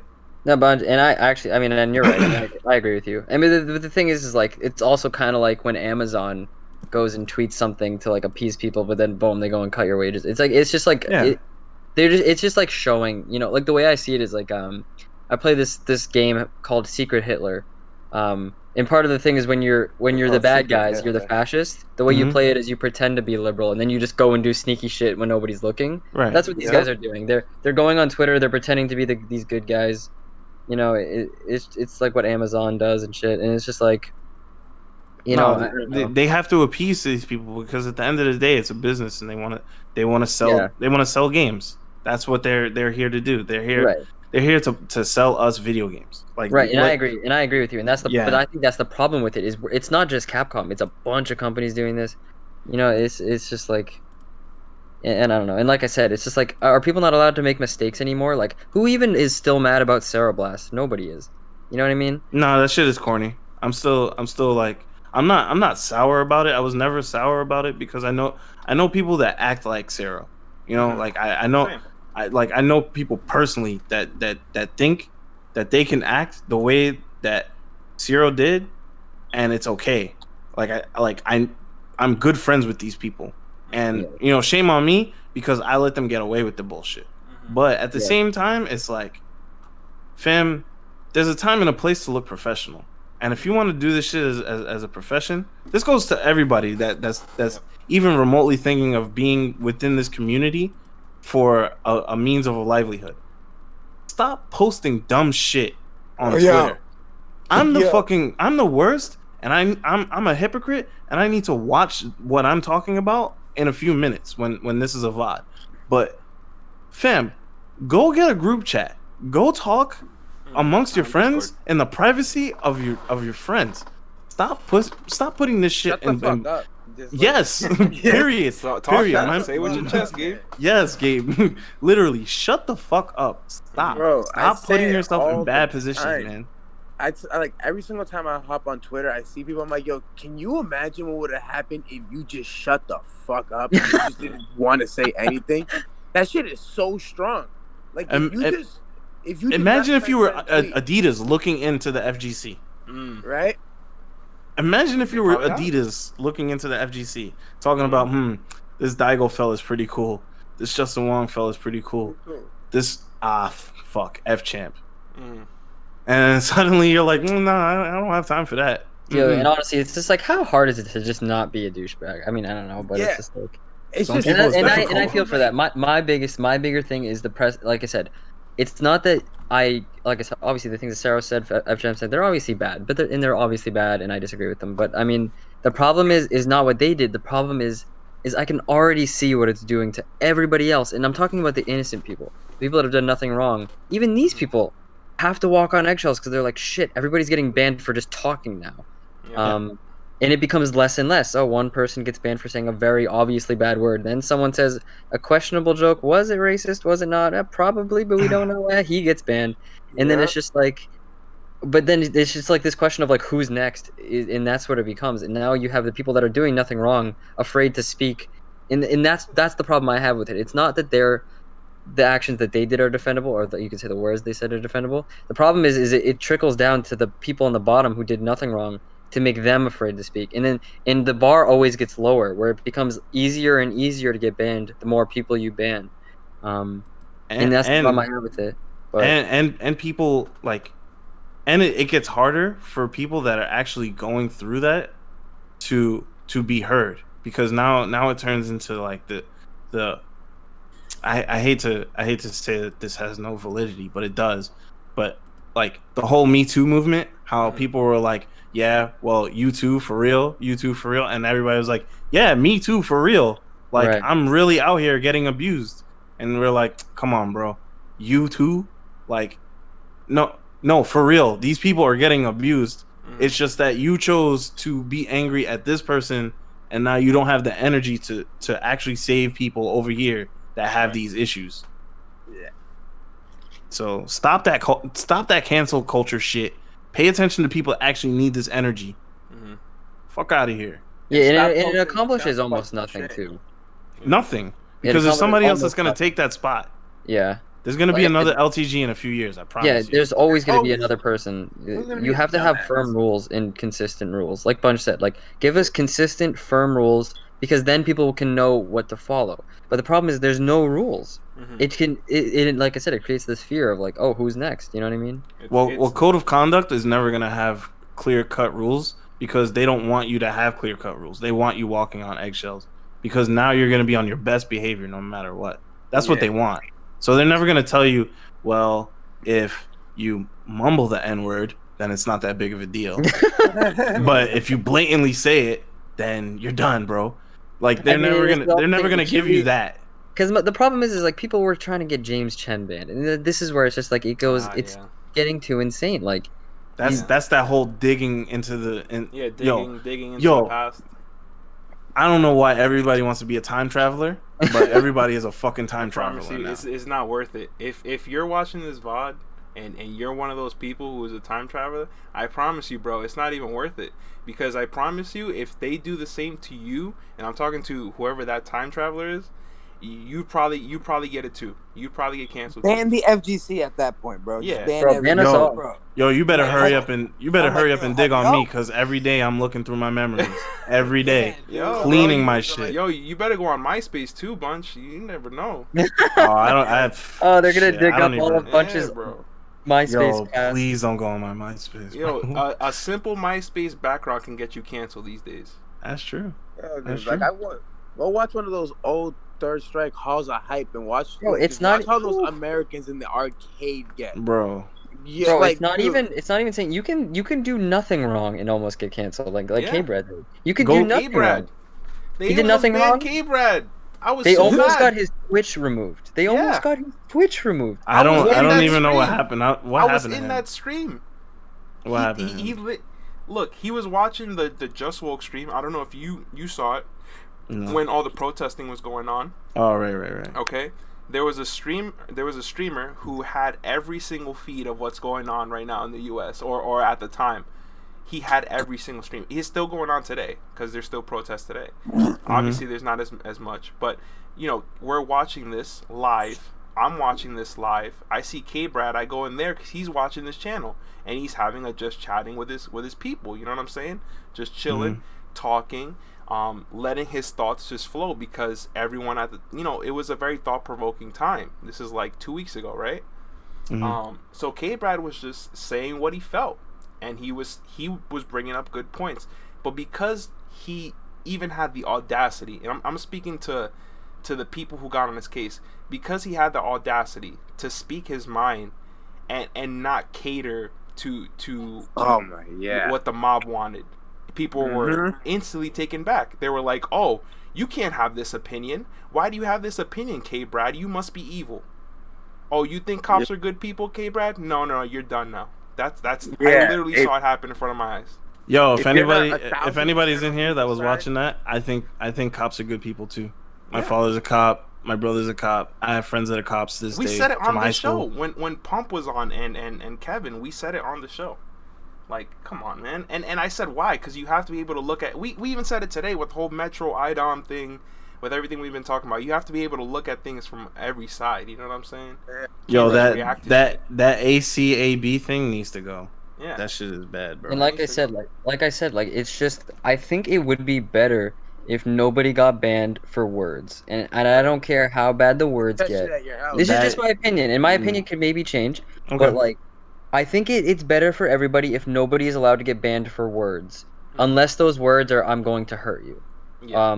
Yeah, like Because Well- the problem is there's gonna be some shitty people that say some shitty things, and if you catch them doing that, then at your event, specifically at your event, if they catch you doing that, then you can be like, all right, I saw you doing that. That was shitty. You get the hell out. Yeah. But if it's just like on the Twitter sphere or anything, it's just like the problem is, like I said, it causes everybody to walk on eggshells, and now you can get canceled for literally having an opinion if you're K-Brad. So Yeah. like, I don't think people should ever get banned for words in general. Just okay, you know what I mean? They could be bad words, they could be good words. These are all interpretations from different people. I don't think people should allow to get banned for words that come out of their mouth. These are just sounds coming out of their mouth. If you're hurting somebody, if you're talking about hurting somebody, ban that person immediately. But if you're just having words, these could be bad words, good words. I personally don't think you should get banned for words. there's a difference between calling somebody like "fuck you, you're a bitch, you suck," whatever, and like, "Yo, next time I see you, I'm gonna punch you in the face." Yeah, see right there, boom, inciting violence you're- ban. Exactly, or like just saying like or the ignorant classic, shit. or the classic. Let's step outside. Yep. The classic, Yeah. right? Nah, you can't have that, dude. You can't have that. I'm If sorry. there's anything like, let's step outside, or just saying like obviously The classic. like, hateful terms, like just I mean, I- bigotry terms, anything like that, obviously, boom, done, over. But like the idea of just saying like, "Oh, fuck you, bro," and then, like you guys have a whole disagreement. This guy may not be in the side of the mob, so since because he said "fuck you" to this guy, it's done for him. Yeah, but who's actually getting banned for saying "fuck you"? No, Like- it's just like an example. You know what I mean? Yeah, Just yeah. like- I get K-Brad you. didn't do anything, and he almost got banned. Well, I mean, K-Brad's a bigger figure. He's always gonna be under a microscope for a multitude of reasons, not just because he's a bigger figure. Yeah, it's unfortunate. but they people like him walk a different Yeah, a different line. he was a top player. He's a leader. I mean, He's a top player. He's a black man. Yep. Period. Point. Period. Mm-hmm. Yeah, and he's a boisterous personality. He walks a different line than we do. Sorry. And K.O.Radio, he's not afraid to speak his mind, man. Nope. He's not. He's definitely not. That's why I respect K.O.Radio. Straight up. But we could probably have this conversation at a later time. At a future time. Nick, because I disagree that people shouldn't be banned for words. I know you mean well, but like people are gonna get into the realm of words do hurt. That's not an opinion. Of course they do. Yeah, there's evil inside of some vocabulary. So yeah, and like I said, like I know you mean well, but like the reason why is because it's selective, right? You have these people saying bad words. There's a ton of people saying these bad words. You're not banning them, right? It's just the people you see in public that you're banning. Right. That's why I asked for consistency. Yeah. The problem is if you had consistency, you'd be banning 100,000 people. Then ban 100,000 people. But that's where you took it. You know what I'm saying? So again, it goes to what you're saying. People shouldn't be banned for these things. But at the same time, we're trying to build on this community. I agree. I would be happy if it was more consistent. Yeah. I would say because that's why I say either do nothing or go be consistent with it. Yeah. Yeah. Swing hard or don't swing at all. Don't choose to hit me because today the mob's going crazy, but then let KO go because he's the best streamer on earth. It is what it is. But like I said, like there is an alternative world. It's too late now, but like there is an alternative world where if Capcom had decided to not ban any of these people, Low Tier God, Ceroblast, F Champ, all these people, you are allowed to turn a blind eye. It is and it can work. And once people realize that they aren't going to ban someone, they will stop trying to get people banned. Once you start to appease that's tricky them, though. Like I said, you're trying to appease to a group of people that are just clearly angry, and you want them right. to But buy the problem your is they have appeased to them. They've appeased to them. You look at what K.O.Radio got so much hate that day. What did he do? He didn't respond to anybody. He didn't say a single word, and he ended up fine. He didn't say a single word, and that's all Capcom had to do. But like I said, I'm not saying they can do whatever they want. What I'm saying is, in an alternate world where Capcom just says nothing about any of this, same with the grid, right? Everyone's mad about the grid. We'll be over it in a week. Same thing would have happened with these people. Nobody's talking about Ceroblast anymore. Capcom just had to turn a blind eye. They could have waited it out. Nobody would have cared. And so that's the thing, though. I think you guys really should not let go of that grid shit. It starts here. Like it's the little things, right? Like definitely stay on their ass because they're gonna keep doing it to you. They did it to you for 5 years. You know what I'm saying? Like this isn't the first time that they implemented this rule, and they implemented it offline. So that's why I'm thinking that this was really some shit that like they didn't think through, and they were just copy pasting some rules.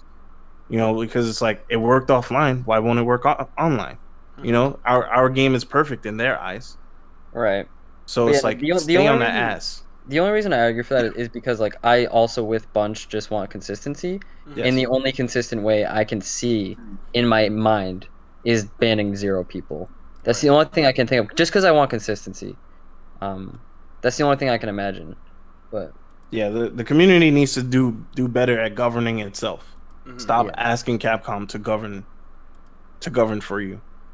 Like these people that should have been, that we think should not have been banned or should have been banned with other people, like they should not be able to walk into our tournaments. At the end of the day, it doesn't matter if what tournament qualifies what points. It's still the TO's tournament. Act like it. I challenge my TO friends, and I challenge myself that if I see somebody that I don't agree with, come to my tournament, I'm gonna have that conversation and be like, yo, I don't think you should be here.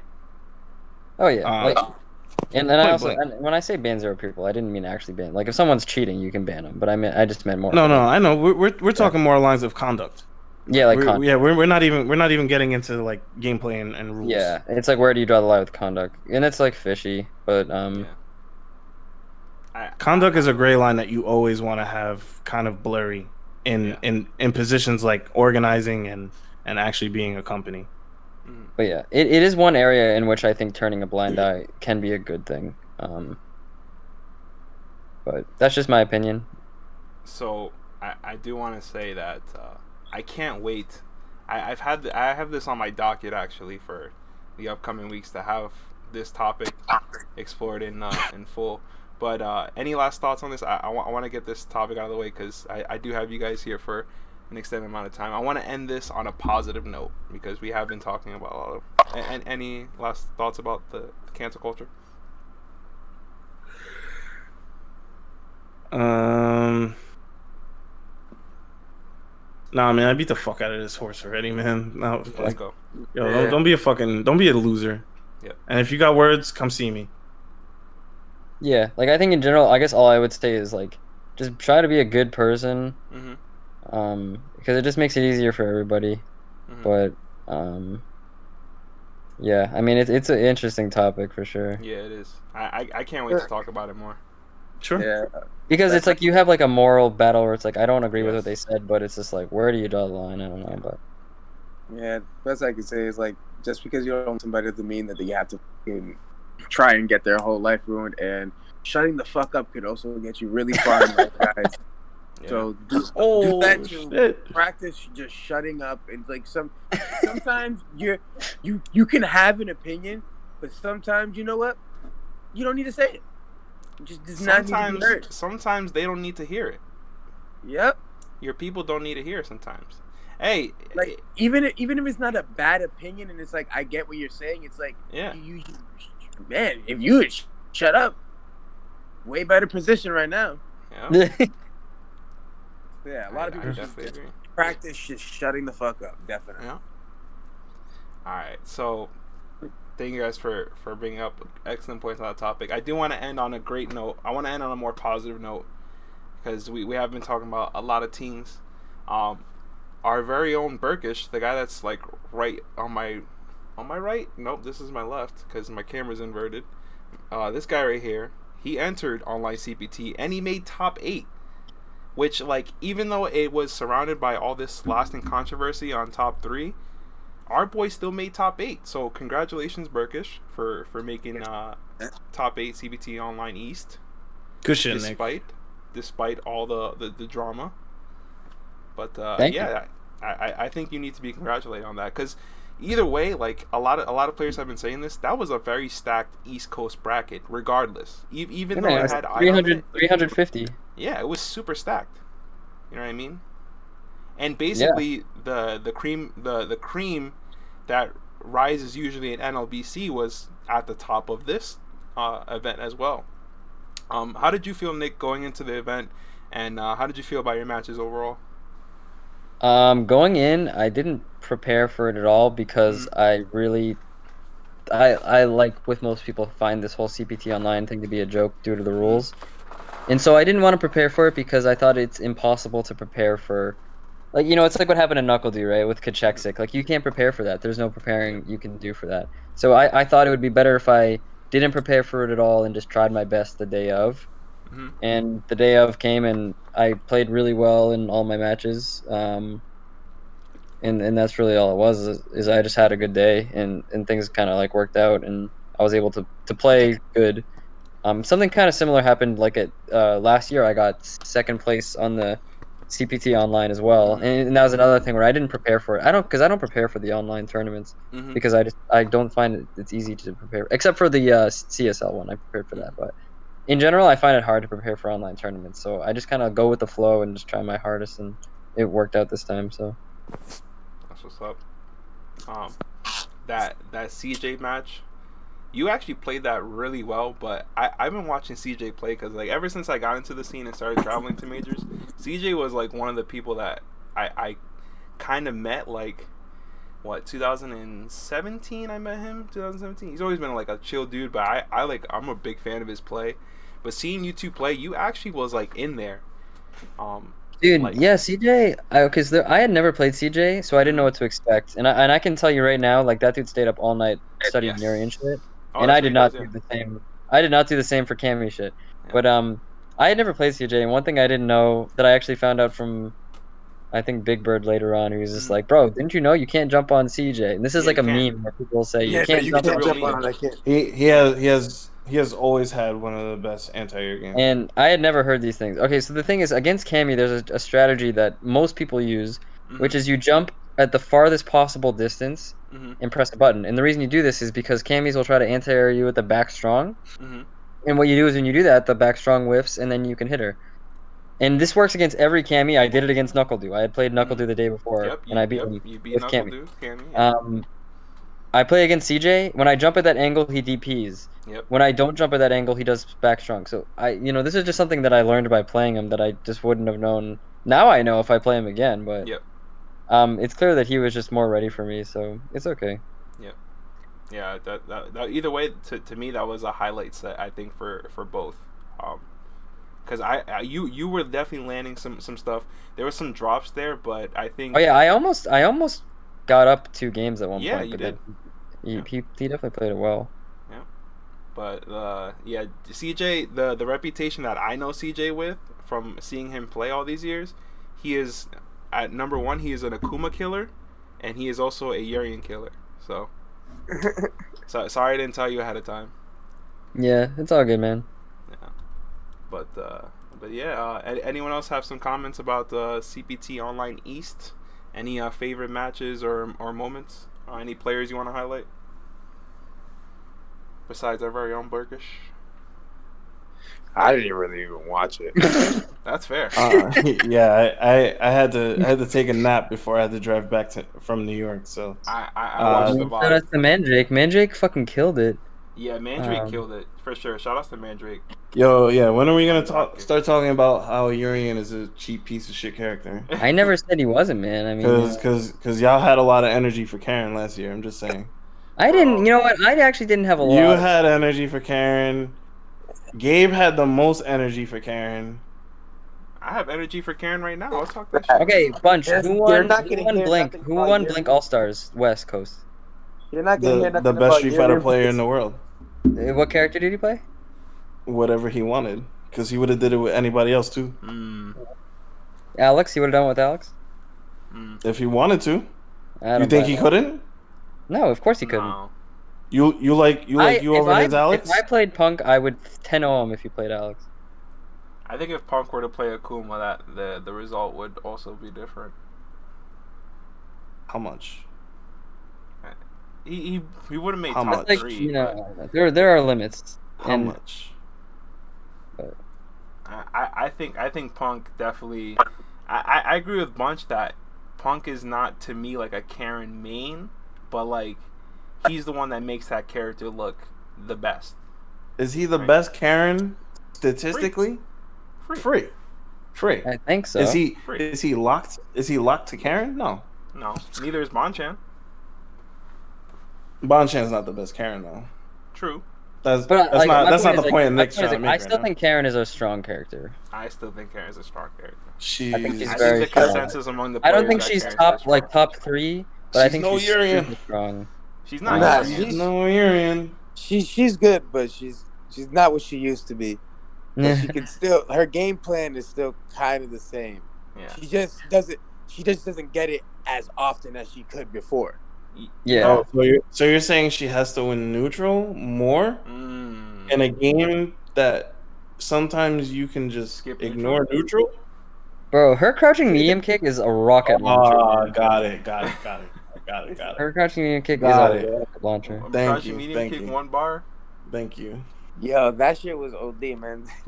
Your yeah. every button is a rocket launcher, but okay. Stand fierce. The goat. Nah, for me, it's only crouch fierce and stand fierce. Crouch fierce, stand fierce, low forward V trigger, low Yeah, strong, jab.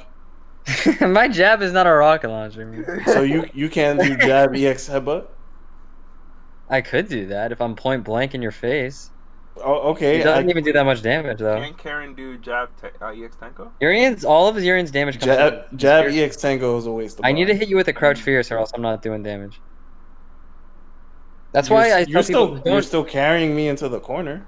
What's wrong with you? I want to add that I in this season I haven't heard a single Urian player say that Urian's not top 5 in the game. Yeah, I will say that at least the Urian players have been like, yeah, this nigga's OD. Like the Urian players seem to I've know never their denied it. character's Like OD he's pretty insane right now. I won't even deny it. Pretty insane, I think, is still undertelling the story. Well, here's the problem: is I think people still don't know how to fight him, and I think the people that do know how to fight him, when I play those guys, then I'm like, okay, this, you know, like once you actually know how to fight Urian, we happy few, okay. You know, like I said, like when I play against Urian, I'm never like intimidated. Like, I mean, I play Urian too, but like even if I play him with a different character, who are the bona fide Urian killers? Idom, Do, CJ. Do is not a Urian killer, but I think so. CJ, the way CJ played was very good. Yeah. Rob TV is one of them. Rob. Although he just lost a Prophet, so but. So you're naming people that are arguably top 5 in the nation. I would say, other than Rushdown, I think Zaf has a good record between most Urians. He does. I beat him in this tournament though, but like I said, once you know how to play the matchup, like it's just like I don't know. That's all I can say. It's like you can't play Urian like you play other characters. You have to play him in a unique way. And when I play against someone, I can tell if they know that way or not. And if they don't, I just win automatically. So it's easy to tell you. He defies the meta. There's a couple of things that people just don't know about Urian that I definitely like. You definitely notice that it's like I still don't think that a lot of people know that Urian's crouch medium punch is 0 on block. Yeah, you can always press jab. Another thing people don't realize about Urian is he is so weak to cross up jumps. Because he doesn't have a good anti-air for it, and then once you cross him up, he loses his DP. So you can just do cross-up throw. Like if you watch CJ, boom, cross-up jump throw, boom, cross-up jump throw. I can't do shit against it. And then that makes me completely redefine how I have to play the matchup. Now I'm afraid to do anything because I'm too afraid of your cross-ups.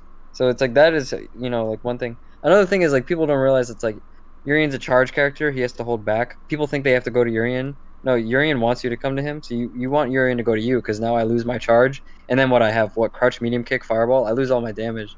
So Urian wins by walking backwards, so all you have to do is get a life lead and run away, and Urian can't do shit. So if you watch what CJ did, he got a life lead, ran away, I can't do anything against that. I don't think so, because you know, and you're the better player, so I'm not here to like discredit your track record, but a good Urian knows how to buffer charge within normals. You can, but you can't do it if you walk forward. There's very few Urians who do it consistently. You can walk forward, press a button, and plink back. You're not gonna have charge right away. Of course, you're gonna have to press another button. You can only go into tackle if you're already walking back. It takes a bit to charge.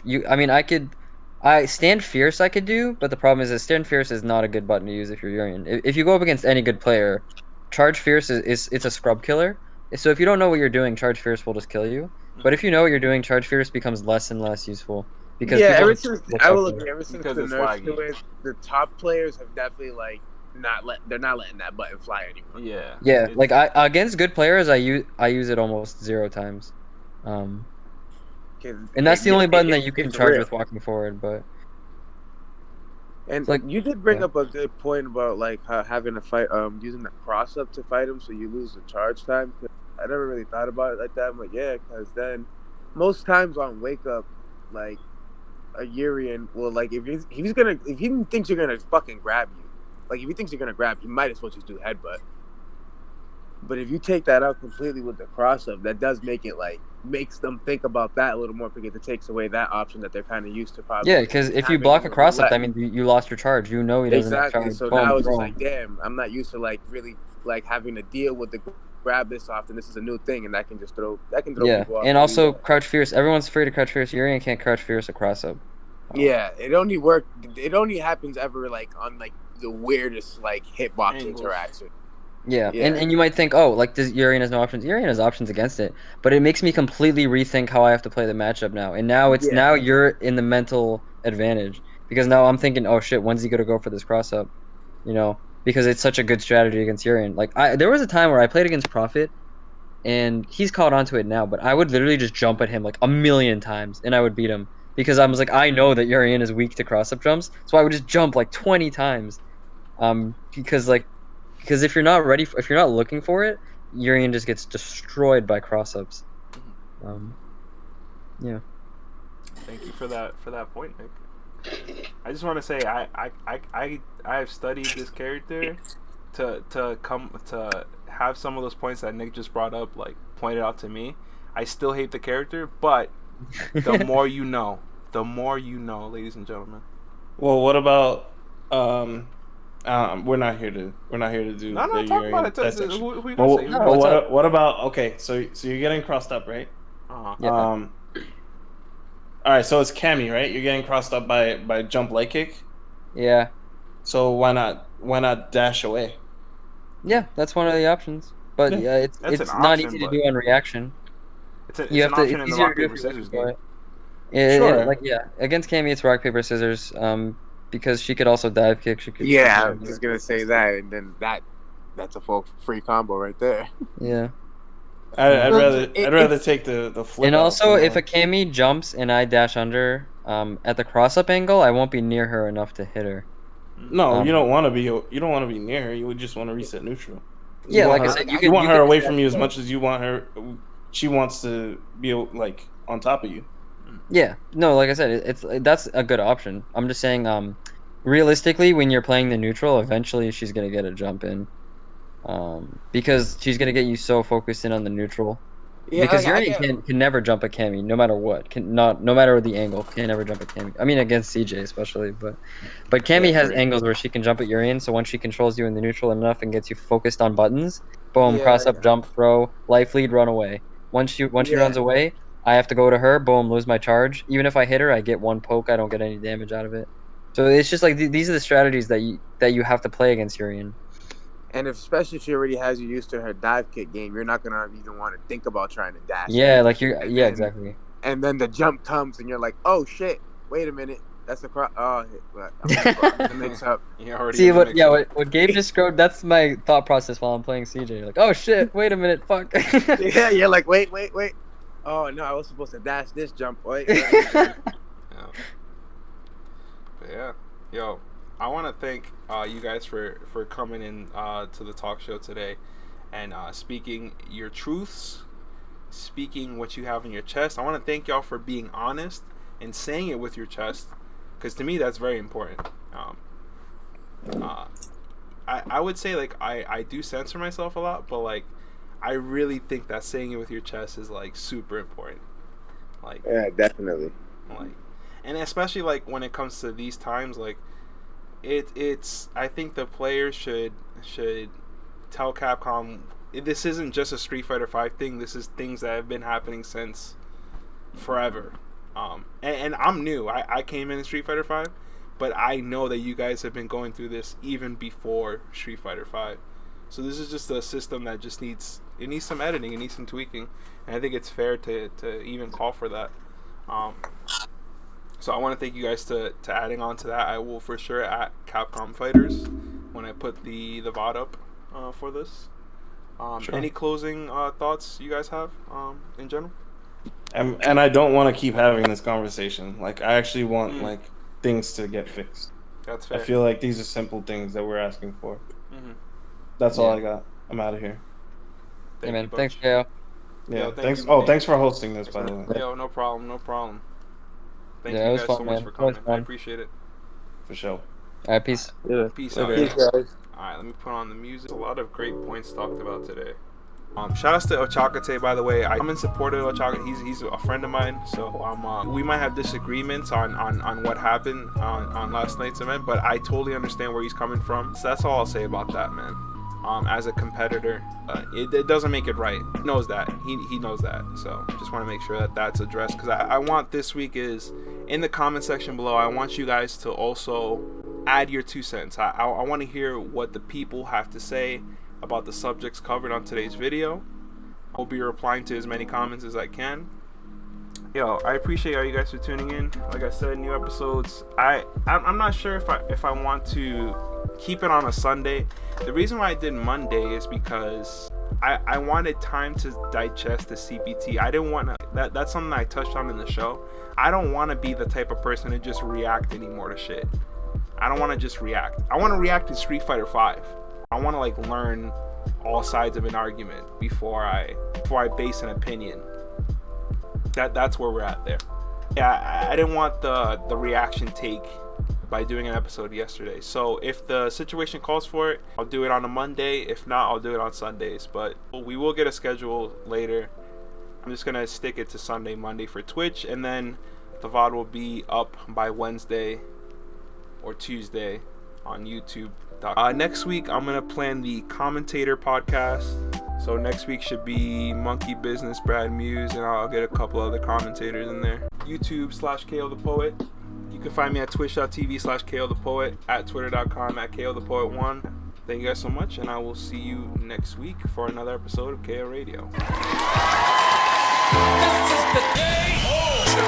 It's not the K.O. show. This is my favorite show because it is my show.